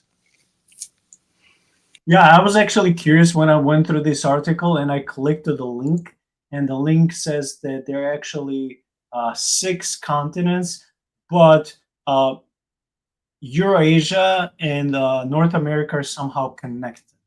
Because I was like, okay, this is not important for the episode, but I was just curious to see what is their explanation. But yeah, it was a fun article with a couple of videos that we played. Basically, like they say, there's so much we don't know. These blobs are very interesting. I mean, but come on. who am I? I'm not a scientist. I don't have all the data. I don't doubt that this is impossible, that another planet or whatever would collide with the planet, and our planet would suck, quote unquote, some of its material and keep it in our interior, in our mantle. I have no problem with that. But they said it's the size of Mars. I mean, imagine the size and depth of that crater that would cause. I mean, the moon is pretty much heavily damaged when it comes to the surface. It has gazillion of those craters. The size that this planet colliding with Earth, first, I would think it would kill everything, right? Second, it will make such a dent and such a damage to the planet. I mean, I, would the Earth still be spherical and in the size of a circle? I don't know. It seems like I mean, I don't know the alien origin of these segments, of these portions in the crust. How can I know? If they don't know, I don't know. I just believe that God ordained everything, even it was retrieved from some of the alien, so-called alien origin, but that something of that size, like Mars, would hit the Earth, and we don't see any evidence, any that size of a crater anywhere on the planet. For me, I was skeptical when it comes to this aspect. But so far, this article helps us bring more data on something we already read. So that's my only comment. So it sounds to me like these LLSVPs are the product of planetary injustice, that the moon is a colonizer who's come here through Theia in order to inhabit our planet against our will. And so I demand lunar reparations. Totally. Is there a website where we can register and sign in for this? Because I plan to travel in a couple of months and I would need some extra money. Do you even think that we can convert their currency to dollars or euros or my currency, dinar, anything? We should be able to. If not, then we can always do it in the form of Bitcoin, and I think Bitcoin is universal. Mm. Is that a quotation from the Bible? Bitcoin is universal. Yeah, it's Excretions 3:16. It's one of the best passages out there, and I heard that's the favorite verse of God Mammon. That's his favorite verse. Yeah, Yeah, I think yeah. you're right. And I think Marvin from Looney Tunes would be a mediator between them and us. And I think he can probably provide some of those convertible places for us. As long as I'm getting money, you're getting money. We can invest into podcasts, more cool hats, more cool merch, more cool books, and guests. I don't care. So I agree with you. We should get some reparations. Okay, so the next article is about massive oceans. And then Shaun has one more article, I have one more, he has one more, and we'll be done. So basically, this one and three more. Okay, so this is basically what we all knew, or most of us, that there's a massive ocean discovered beneath the Earth's crust containing more water than on the surface. We've been listening about this for years, if not decades. This is something animated. I don't want to waste time and play this video. It feels like there have been staggering science stories emerging every other day recently, all of which have blown our tiny little minds. Well, speak for yourself, sir. First, there was the discovery of a terrifying black hole pointing right at us. No, that was CERN and Cthulhu, not black hole. Then there was a huge hole found in the sun and a missing continent found after going missing for 375 years. Man, the things people use to get anxiety, it's just making me sad. Now, people are only just realizing that there's a massive ocean hidden under the Earth's crust. People are only just. No, we've been knowing this for decades. It turns out there's a huge supply of water 400 miles underground stored in rock known as ringwoodite. Okay, I probably butchered that, but that's fine. Scientists previously discovered that water is stored inside mantle rock in a sponge-like state, which isn't a liquid, solid, or gas, but instead a fourth state. Shaun, when I read is that water is stored inside a mantle rock, I was just thinking about Moses and God when Moses hit the rock and water came out. I don't know why, but I was just thinking about it. The scientific paper titled Dehydration Melting at the Top of the Lower Mantle was published in 2014 and laid out the findings. It says there's three times as much water below the surface than in the oceans. Yeah. This ring woodite is like a sponge soaking up water. And there's something very special about the crystal structure of ring woodite that allows it to attract hydrogen and trap water, said geophysicist Steve Jacobson at the time. This mineral can contain a lot of water under conditions of the deep mantle, added Jacobson. He added, I think we're finally seeing evidence of a whole Earth water cycle, which may help explain the vast amount of liquid water on the surface of our habitable planet. Scientists have been looking for this missing deep water for decades. Imagine looking for something that is beneath you. It's not hiding, you just didn't discover it yet. That's like people trying to find God, and God is everywhere. Scientists have made findings at the time after studying earthquakes and discovering that seismometers were picking up shock waves under the surface of the Earth. From that, they were able to establish that the water was being held in the rock known as ring woodite. If the rock contained just 1% water, it would mean that there is 3 times more water under the surface of the Earth than there is in the oceans on the surface. It's not the only significant discovery made by scientists recently either. In fact, researchers found an entire new ecosystem when turning over volcanic crust with the aid of an underwater robot, showing that even now nature has many more secrets to unearth. Okay, I just have to click here and see where is this leading. Ooh,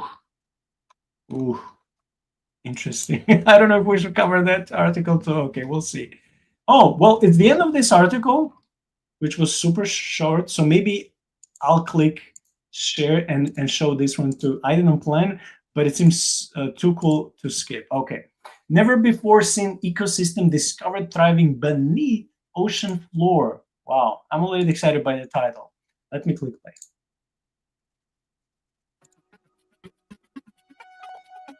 Space is famously referred to as the final frontier, but here on Earth, we still have at least one more of those, the bottom of the ocean. And now scientists with the Schmidt Ocean Institute have taken a submersible more than a mile down into some of our planet's deepest waters and have made a discovery never before seen by human eyes. They used a robotic arm to flip over large pieces of volcanic material, and underneath, they found what can only be described as veins filled with fluid, and they were absolutely teeming with life. According to the Institute's executive director, on land we have long known of animals living in cavities underground, and in the ocean of animals living in sand and mud. But for the first time, scientists have looked for animals beneath hydrothermal vents. They call it a new ecosystem, hidden beneath another ecosystem. And while experts first discovered hydrothermal vents on the ocean floor back in the 70s, this is the first time they've taken a look underneath, finding a whole new world of worms, sea snails, and chemosynthetic bacteria that don't require sunlight to survive but live off minerals instead. They add that this is a huge discovery, especially as they found a particular worm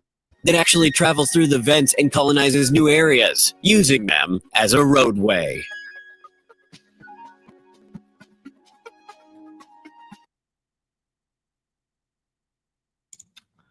Okay, I don't know if the article is lengthy. I'll read a little bit. Well, thankfully, a lot of information we already got through this article. It came out in August 2023. It says deep underground within the Pacific Ocean. I don't know why everything revolves about this Pacific Ocean. Scientists have made a surprising discovery which could significantly expand our understanding of marine life. Researchers found an entirely new ecosystem when turning over volcanic crust with the aid of an underwater robot, showing that even now nature has many more secrets to unearth. The Schmidt Ocean Institute led an expedition with a team of international researchers to investigate a known site in the Pacific, according to Science Alert. subsurface fluids were found coursing beneath the ground, while scientists also found an ecosystem of worms, snails, and chemosynthetic bacteria. The Institute's executive director, Virmani, says the true remarkable discovery of a new ecosystem hidden beneath another ecosystem provides fresh evidence that life exists in incredible places. The new life was found beneath hydrothermal vents, which were first discovered in the 1970s, spewing hot fluids loaded with minerals. And we heard this in the video. They were in such a deep, dark location that scientists assumed there were no life. But you didn't think about Revelation, abyss creatures or Cthulhu. Ecologist Monica Bride from the University of Vienna said, vent animals above and below the surface thrive together in a unison, depending on vent fluid from below and oxygen in the seawater from above. Scientists found tube worms swimming through volcanic fluids, which makes it easier for them to get around and find new locations. And I'll be done with this. The discovery came on the coast of Central America using a remote control robot 2,500 meters below sea level. Wow, I love this story, Shaun, and I'm so glad that I found it just by coincidence. I have to say this proves our theory that, deep in the Earth's mantle, it will be too impossible for anything to thrive. But underneath the Earth's, underneath the ocean's floor, because all these seismic events throughout the thousands or millions of years, through all this reshaping of the Earth's structure, of course, there could be some trapped life because of everything that's been happening in the nature, which God would ordain. So for us, in possible situations or circumstances with lower oxygen, no light, there's still some microorganisms that can live. So yeah, we're perfectly fine with that. Science confirms that. But so far, there's no sign of anything beyond that. So the theory of the hollow Earth, as much as interesting and fascinating, and I admit I like it, but so far proves not to be evidential based. Would you agree with that? Yeah, absolutely. There's nothing that can live down there except for single-celled organisms and tube worms. And I am not a single-celled organism or a tube worm. So unfortunately, I've been denied access to those deeper parts of the ocean. Yeah, I mean, myth busted, no Agartha. Wait. So your access denied. So wait, did you talk to the Man in Black? Because they're known to give you special passes. It's like in the Fifth Element, you can get a special pass, or like in Monopoly, jail-free pass. So maybe you just didn't get to know the proper entity, or maybe you didn't call on those incantations that you didn't want to pronounce few articles, from few articles ago, the LLSVPs, so maybe I'll have better chances of getting an access. Yeah, no, I don't remember talking to the Men in Black, but the whole memory wipe thing. So it's possible. I was about to go get my flashlight, but I'm like, even though it's kind of similar, but it's way different than Men in Black device when it comes to the ability to wipe off the memory. Okay, there'll be one more scientific article when it comes to water, and then we'll be switching to the biggest open cave in China and to this mysterious underground city in Turkey. So Shaun has the honor to finish this mini segment of water. The mysterious underground city. I'm sorry, that's a wrong. Sorry, that was a wrong. Okay, 10 billion gallons. A new ocean is forming in Africa.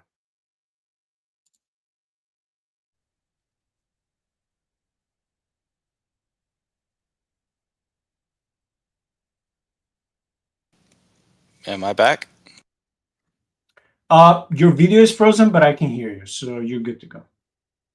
Okay, sorry, something happened and you froze. And okay, all right, I will read. And Hey if man, again, it's Men in Black. We just mentioned them and you froze, so it's not me.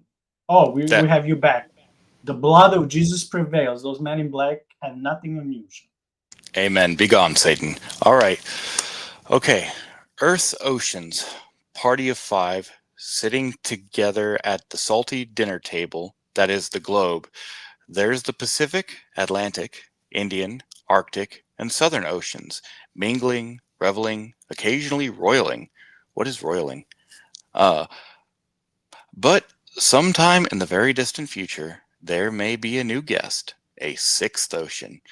As a result of movement from the East African Rift, an active tectonic plate running through multiple countries, including Kenya, Ethiopia, Tanzania, Uganda, and others, a large portion of Africa could break off from the rest of the continent and, in the process, create a brand new ocean. If, when the tectonic shift materializes and Africa splits in two, it could release 10,000 billion gallons of water per business today. I thought it was going to say per business day. That's a lot. Okay, per business today.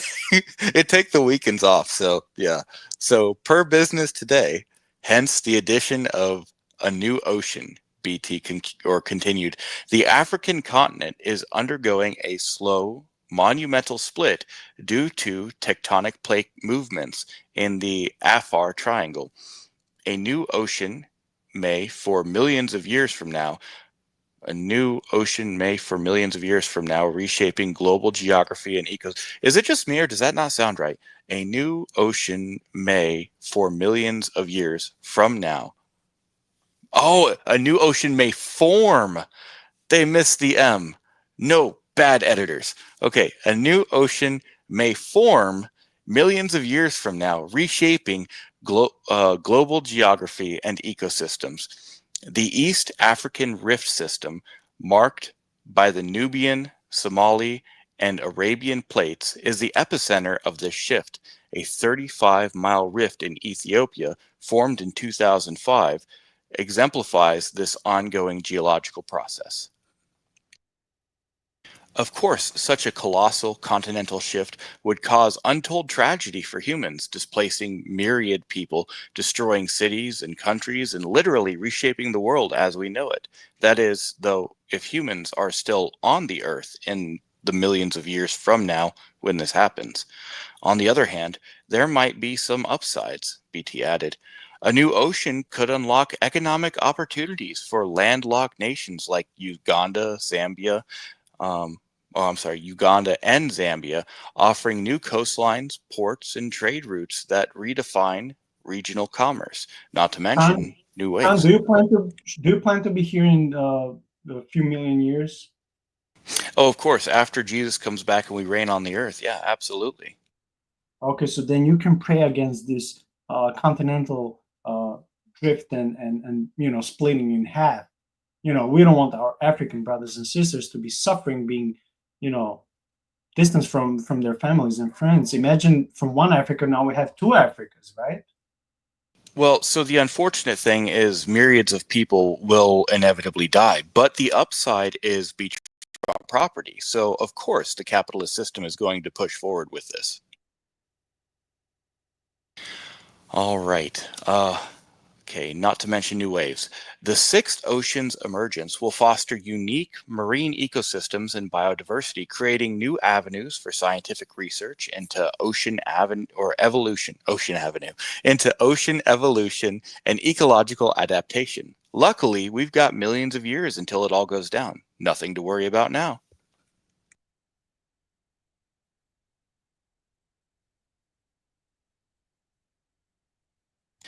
I Is don't that know a if new?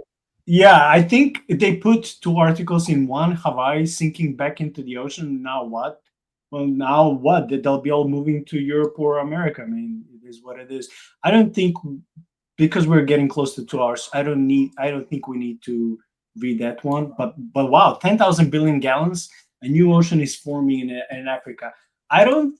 First, it's so far from now.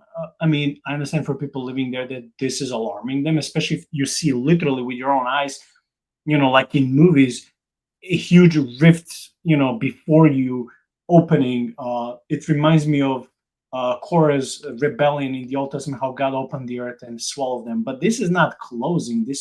That gap is getting wider and deeper and longer year after year. So it looks like something scary from horror or sci-fi movies. So if I'll be living there, I'll be like, concerned, maybe not for me, but for the generations that will come. And I would assume that this is how, continents in the past split from this giant supercontinent. This is how, continents like Africa and Europe split, or like some other continents like Australia split from probably what was Asia or whatever. They have those long complex names for ancient supercontinents. So we'll all say this is all part of how God ordained the earth to work. But let's say this was happening for thousands or tens of thousands or hundreds of thousands of years or millions of years. And at one point, there was human life when this was happening, and there was an ancient civilization. Maybe not not mention Atlantis, because even if it existed, it did not exist that long ago, as like millions of years ago. So let's say hundreds of thousands or millions of years ago, way before Atlantis, way before anything happening in Africa or Middle East, this something like this started happen. And then eventually human life flourish. God creates, they spread out, but continental rifts still happen. And let's say something like in the case of Atlantis, there's this huge cataclysmic event where the whole civilization sunks at the bottom of the ocean. I don't think suddenly they'll start, develop in a second this ability to breathe underwater, develop something there, create all these amazing civilizations that we see like in Aquaman. I don't see anything just because a civilization or an island that has people was sunk and somehow someone would survive, and not just survive, they'll actually thrive somewhere there. I don't see this plausible at all. So I know we're talking a lot about sci-fi elements, but I just want to mention, as much as they can sound silly to some people, there are people who may believe in these aspects of the hollow earth, right? When it comes to Agartha, when it comes to similar theories, when it comes to hollow earth, like, hey, just to reiterate, just to remind you, most of these theories are not plausible scientifically and logically speaking. And I really want to make an episode just dedicated to Agartha, with these underground kingdoms, they're so-called gods or kings who rule. I also want to touch on that aspect, but I wanted tonight just to be when it comes to science. Like however you turn it, most of these theories are not very plausible. So that's what I wanted to say, that, these things happen, continents separate from each other, landmass separate, new oceans, emerge, things come up and down. This is how the earth is structured. Nothing crazy, but nothing that actually brings life. Everything seems chaotic, unless after a long period of time, God stabilizes climate and the temperature, and the circumstances of life are normal again. And so then people from another places start settling in, but they'll be forming new civilization, building new settlements.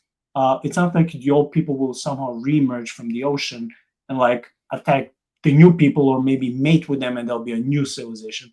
Again, this is all very interesting in sci-fi movies and novels, but it's not plausible. So yeah, that's what I want to say. Yeah, I mean, it's something that's going to be happening in millions of years. Nobody alive today is going to be around for it, unless we're back ruling and reigning with Christ in the new heaven and new earth.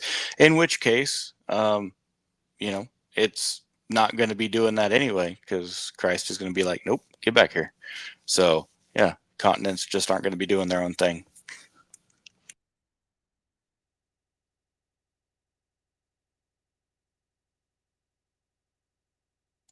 Okay, so you have the largest cave opened in China, because you mentioned. I was like, man, this will be so fascinating.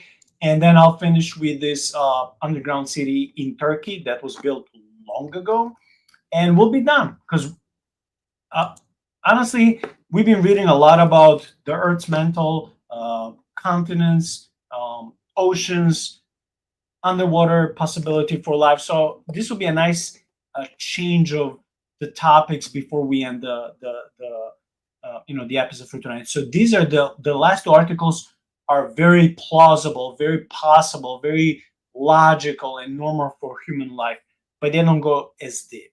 They don't go like 30, 50, 100,000 miles like in the ground. No, this is like we're talking about maybe a couple of miles or less. So it is plausible because it's you can see it basically as either a cave system, or if we're talking about underground cities, like hey, people dug into the ground and made a whole system of these tunnels where people lived when they were persecuted, or there was like a famine, or I don't know, some disaster. So this is very plausible. So yeah, you can read this when it comes to China, and I'll end up with Turkey.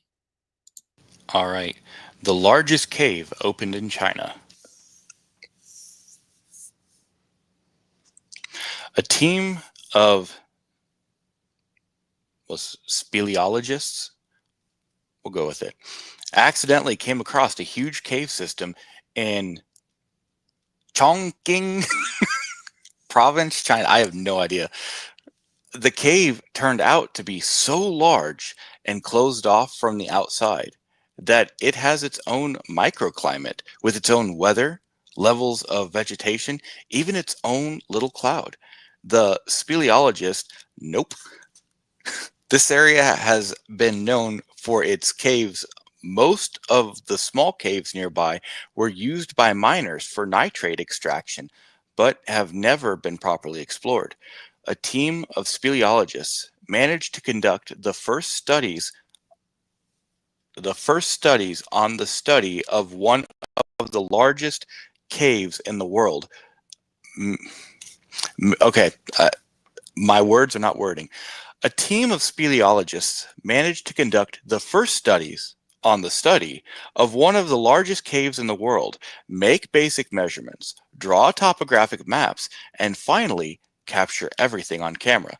You can read about the deepest cave in the world here. We invite you to enjoy the miracle of nature. And it's beautiful. It's like a temperate forest in there, unless it's all moss. A view of the main well of the cave from a side passage. The photo shows a huge interior space with a vigorous system of vegetation.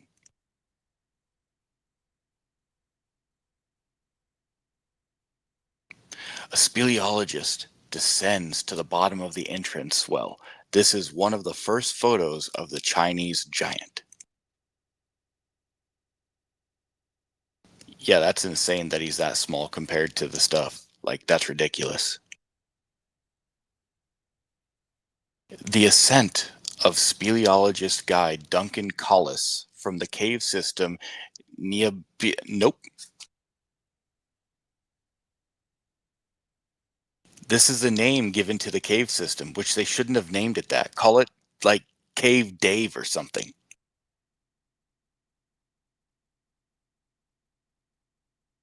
Photo of a speleologist on a ridge looking at the fog rising from the bottom of the cave. You know what this reminds me of? It reminds me of in the Bible where it said that rain had not yet fallen on the earth and that there was a mist that rose up that watered the garden. Yeah. This is like a second garden.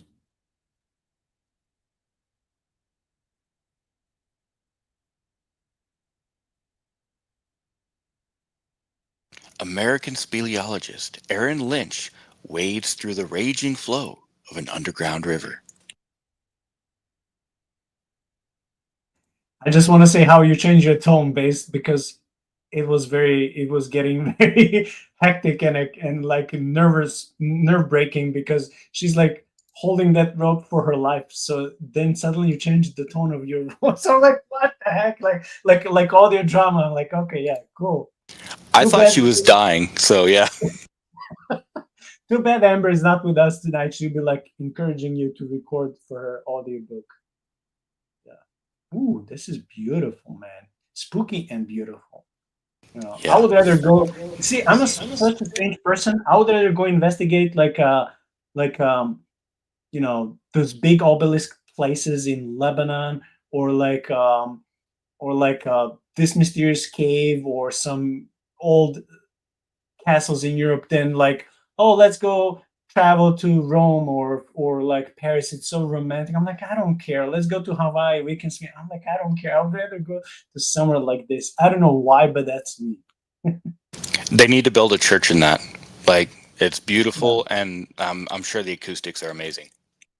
Mm. Wow, they have so many different speleologists, and dude, these photos are, oh, they're amazing. I can see a movie or a video game, something like Lara Croft and Tomb Raider, being made in a system that resembles this cave, the biggest cave. Because dude, that cave entrance, that hole in China has the whole underground tunnels and its own life and ecosystem. It's like it's amazing. So yeah, look, they're like camping there, excavating, eating, minding their own business, lighting, making it more habitable as long as they're spending time there. Yeah. I don't know if you want to read this, the underground camp.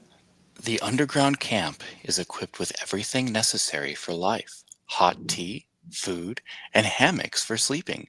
Exploring the cave without going to the surface is better than spending several hours making your way from the entrance if you had to poop.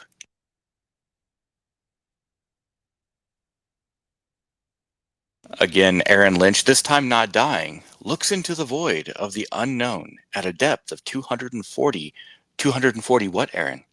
240 what above the ground? We don't know. Yeah, again, some of these editors did a bad job of editing and inputting all the data. 250 probably feet, not meters. Or if it's meters, that's even more scary. Like, it's like, oh, that's a big length, like bigger than a building. But It's yeah, look at 250 all. centimeters. Yeah, right. But dude, check out these stalagmites. They're huge, and this took a long period of time for this to form. Yeah. Wow. Man, this is like a whole adventure. If you go to this place, it will take you days to check out everything, take photos, and wow, this will be one of a lifetime adventure. And it says a giant stalagmite. Compared to it, a person seems like a dwarf. Yeah. Yeah, Okay, this will be. so here's the deal, Nico. If we get 10,000 Patreon subscribers, we will do a live show from in that cave. Uh, I would say why not, especially, but it's in China. I don't know if that will be allowed just for anyone to go there, and especially with their political climate. But it's not impossible. But you know what? I would have no problem if this is in America, and if I wouldn't have to go so down. But this would require such a professional equipment and training that we don't have. So that would be my problem. Otherwise, if it's a huge entrance with so many underground tunnels that you can go without any special equipment, just bring food, flashlight, maybe whatever, something to defend yourself. I wouldn't be so much anxious to go there. Yeah, but for this it will take specialization. Man, look at this entrance. It's huge. Estimate the volume of the hall. More than one house will fit there. Yeah. Wow, this must be scary. And this is why I don't want to go there. I don't like heights. And going there with the rope, oh no thanks. But you're Serbian. Yeah, I can jump from the top to down to the bottom, and I don't need ropes. I can just jump. I'll be good. Man, look at this river. It's so beautiful. That's amazing. Yeah, let me just play a video because basically there was no text in the article, just photos. Okay, 1.5 minutes.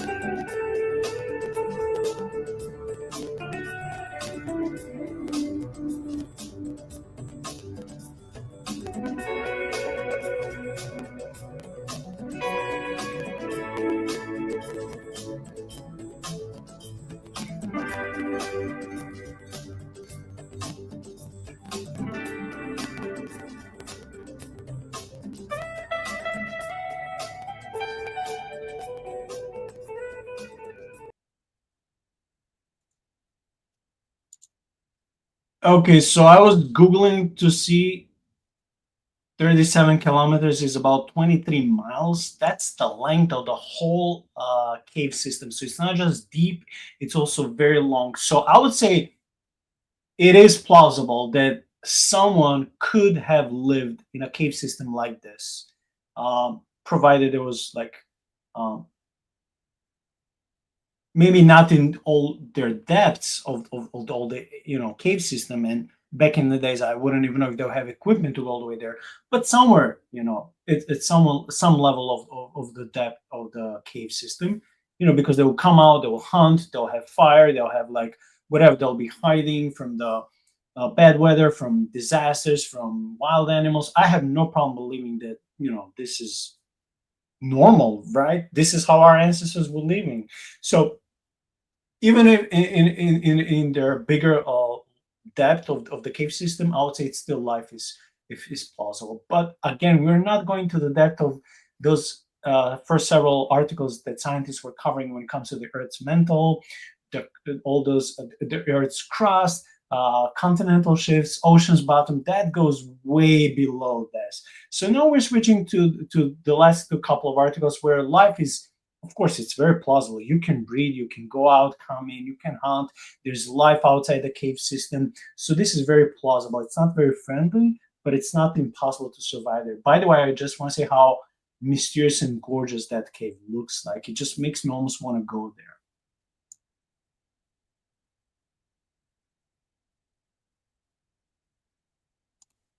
Do you have anything to add, or? Oh yeah, I mean it's gorgeous. Like I said, if we get 10,000 Patreon, I'll go there. I don't care. I mean, yeah, I want to see that. I want to, even if it requires, me having to tie up my beard so it doesn't get stuck in some rappel ropes or something. Yeah, not shaving. That'll never happen. But I'll tie her up. Cool. Okay, the last article for today, probably 11th or something like that, is called "The Mysterious Underground City Found in a Man's Basement." And I remember this story from a couple of years ago. How a renovation project in Turkey led to the discovery of a lifetime, a lost city that once housed 20,000 people. That should tell you should maybe more often renovate your houses and basements, because you may bump into something that can make you rich until the last days of your life. And in the meantime, you don't want to be idle. You can make podcasts and make people happy, right? Or at least I like to say that myself. Wow. So check out just this first photo. I mean, it's not a photo. It's just an image.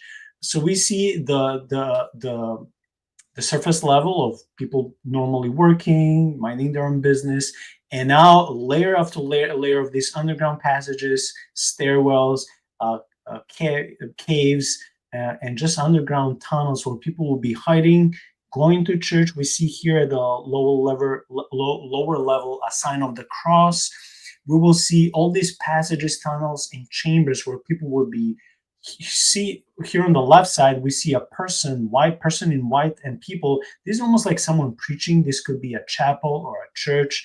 So a whole city will be here, just like, hey, we need food, we need sort of education for their time, we need religious system, we need everything we need is right here carved underground. So this just for me, this is one of the most amazing articles, if not the most amazing one, not from a scientific perspective, but from the perspective, what can human hand do if you just put many people together and unify them for the same cause. So here, I want to see what was the cause, what was the reason for them wanting to make this underground town. It says for perhaps thousands.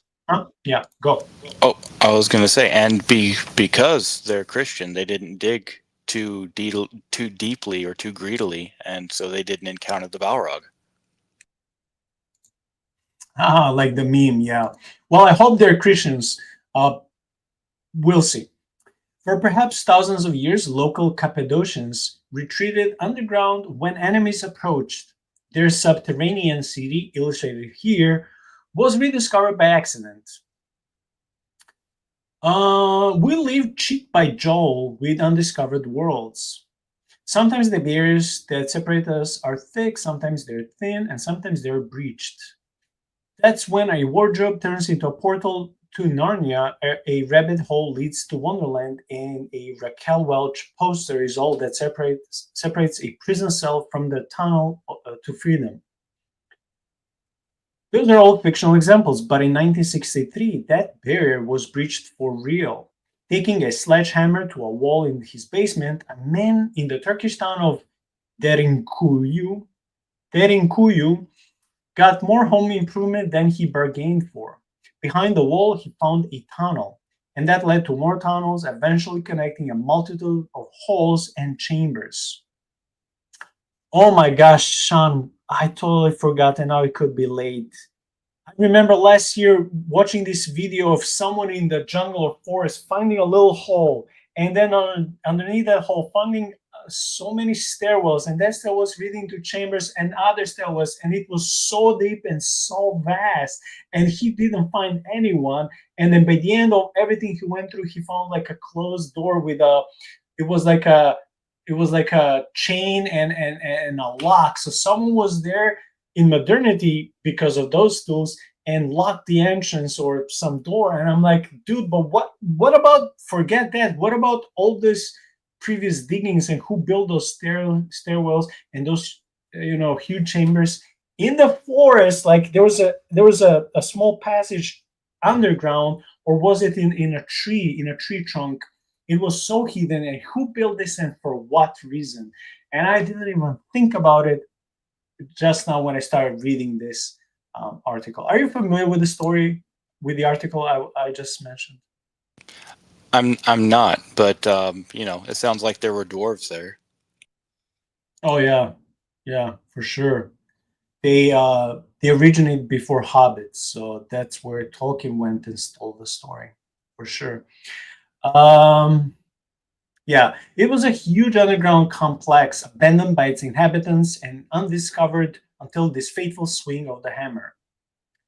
The anonymous Turk, no report mentions his name, had found a vast subterranean city up to 18 stories and 280 feet, 76 meters deep, and large enough to house 20,000 people.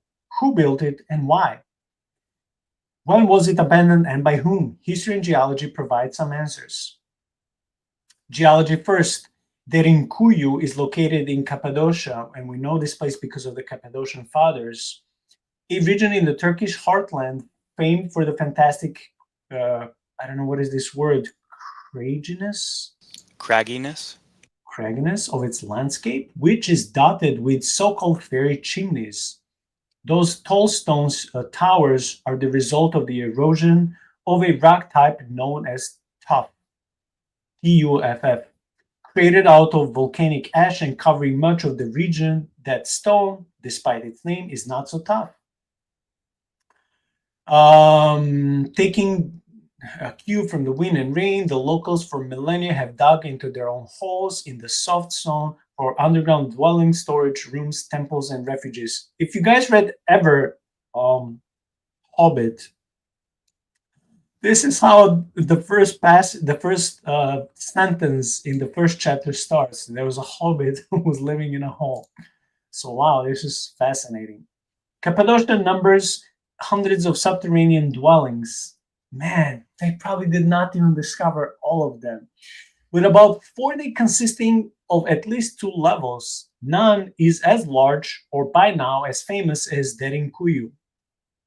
The historical record has little definitive to say about Derinkuyu's origins. Some archaeologists speculate that the oldest part of the complex could have been dug about 2000 BC by the Hittites, the people who dominated the region at that time, or else the Phrygians around 700 BC.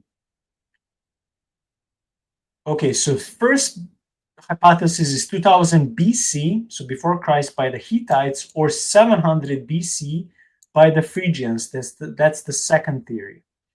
The third theory is that the local Christians built the city in the first centuries AD. Wow, that's a huge difference between first century and 2000 BC. That's a big difference, 2000-year difference.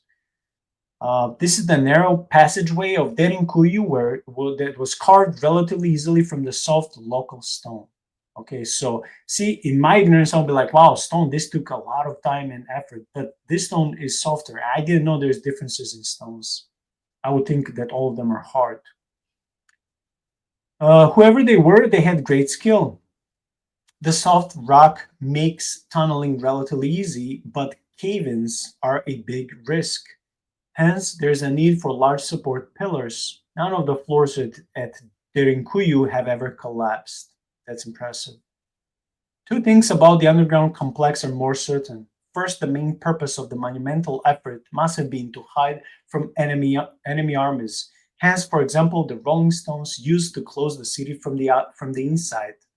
Second, the final additions and alterations to the complex, which bear a distinctly Christian imprint, date from the 6th to the 10th century AD. Okay, Shaun, first thought that goes through my mind. This could be an ancient complex, the ancient underground complex that someone started before Christians, and then Christians, knowing because they lived in that area, know that, hey, our ancestors or some other people who lived here built it. Let's go down and dig it even deeper. Let's make it bigger. Let's make it more habitable for more people. So it could be that it was something that was rebuilt over time and even more advanced by different people. It's not implausible. Two things about the underground complex are more certain. First, the main purpose of the monumental effort must have been to hide from enemy armies. Hence, for example, okay, this. Second, the final additions and alterations of the complex, which bear a distinctly Christian imprint, date from the 6th to the 10th century AD. When shot off from the world above, the city was ventilated, wow, by a total of more than 15,000 shafts, most about 10 centimeters wide and reaching down into the first and second levels of the city. This ensured sufficient ventilation down to the 8th level. Wow. The upper levels were used as living and sleeping quarters, which makes sense as they were the best ventilated ones. The lower levels were mainly used for storage, but they also contain a dungeon. Ooh, like Dungeons and Dragons. This is so cool. Like imagining you're in a live 3D video game, but you're the main actor. In between were spaces used for all kinds of purposes. There was a room for a wine press, domestic animals. Wow, they even had animals there. This is how they were able to survive for years without going out. A convent and small churches. The most famous one is the Cruciform Church on the 7th level. That's probably the one where I saw the person dressed in white, like a preacher or a priest. Some shafts went much deeper and doubled as wells. Even as the underground city lay undiscovered, the local Turkish population of Derinkuyu used these to get their water, not knowing the hidden world their buckets passed through. Incidentally, Derinkuyu is Turkish word for deep well. Another theory says the underground city served as a temperate refuge for the region's extreme seasons. Cappadocian winters can be very cold and the summers extremely hot. Below ground, the ambient temperature is constant and moderate. As a bonus, it is easier to store and keep harvest yields away from moisture and thieves. Whatever the relevance of its other functions, the underground city was much in use as a refuge for the local population during the wars between the Byzantines and the Arabs, which lasted from the late 8th to the late 12th century during the Mongol raids in the 14th century and after the region was conquered by the Ottoman Turks. Wow. This is probably where they were getting their water, because I think I see a bucket with water at the end. A visiting Cambridge linguist visiting the area in the early 20th century attests that the local Greek population still reflexively sought shelter in the underground city when news of massacres elsewhere reached them. Following the Greco-Turkish War, which was in 1919 to 22, the two countries agreed to exchange minorities in 1923 in order to ethnically homogenize their populations. The Cappadocian Greeks of Derinkuyu left too, and took with them both the knowledge and the underground city and the Greek name of the place, which was Malakopia, which means soft, possibly a reference to the pliancy of the local stone. Derinkuyu is now one of the Cappadocia's biggest tourist attractions, and that's where we end the story. Wow. Okay, so this is the last article for today.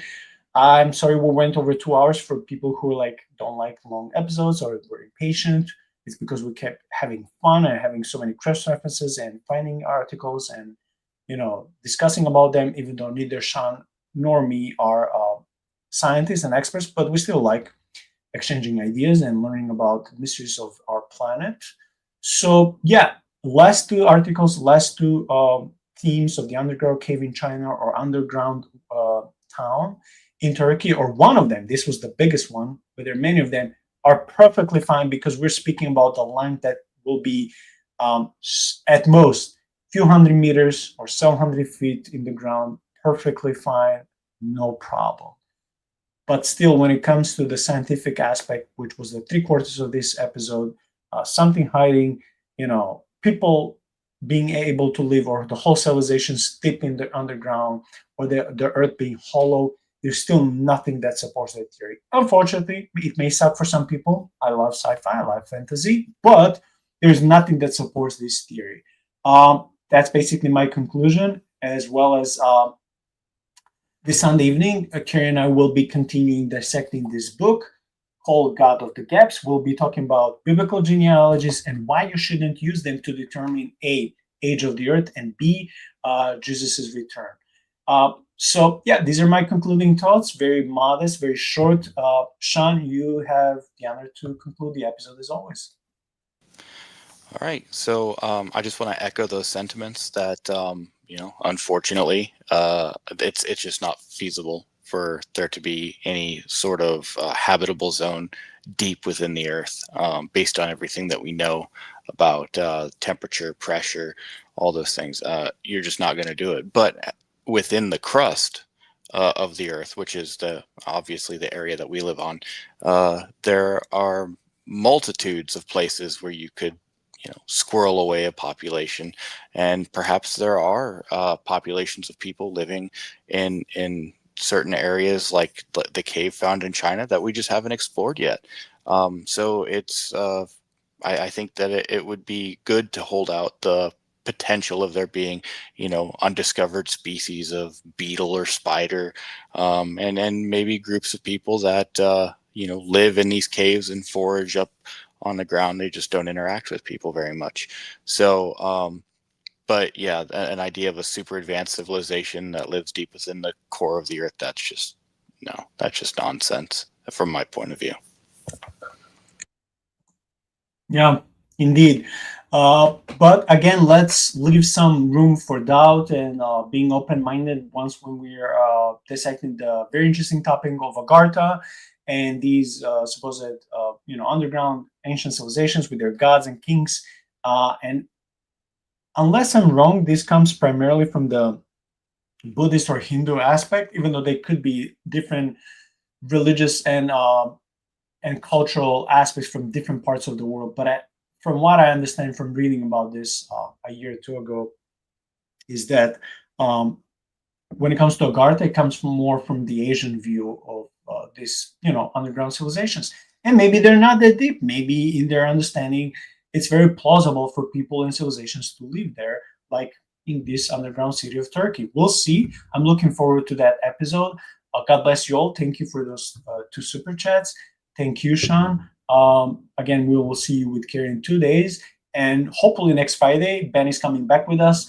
And we'll be covering a topic that Shaun prepared when it comes to a spooky, mysterious, haunted place. We won't say more for now.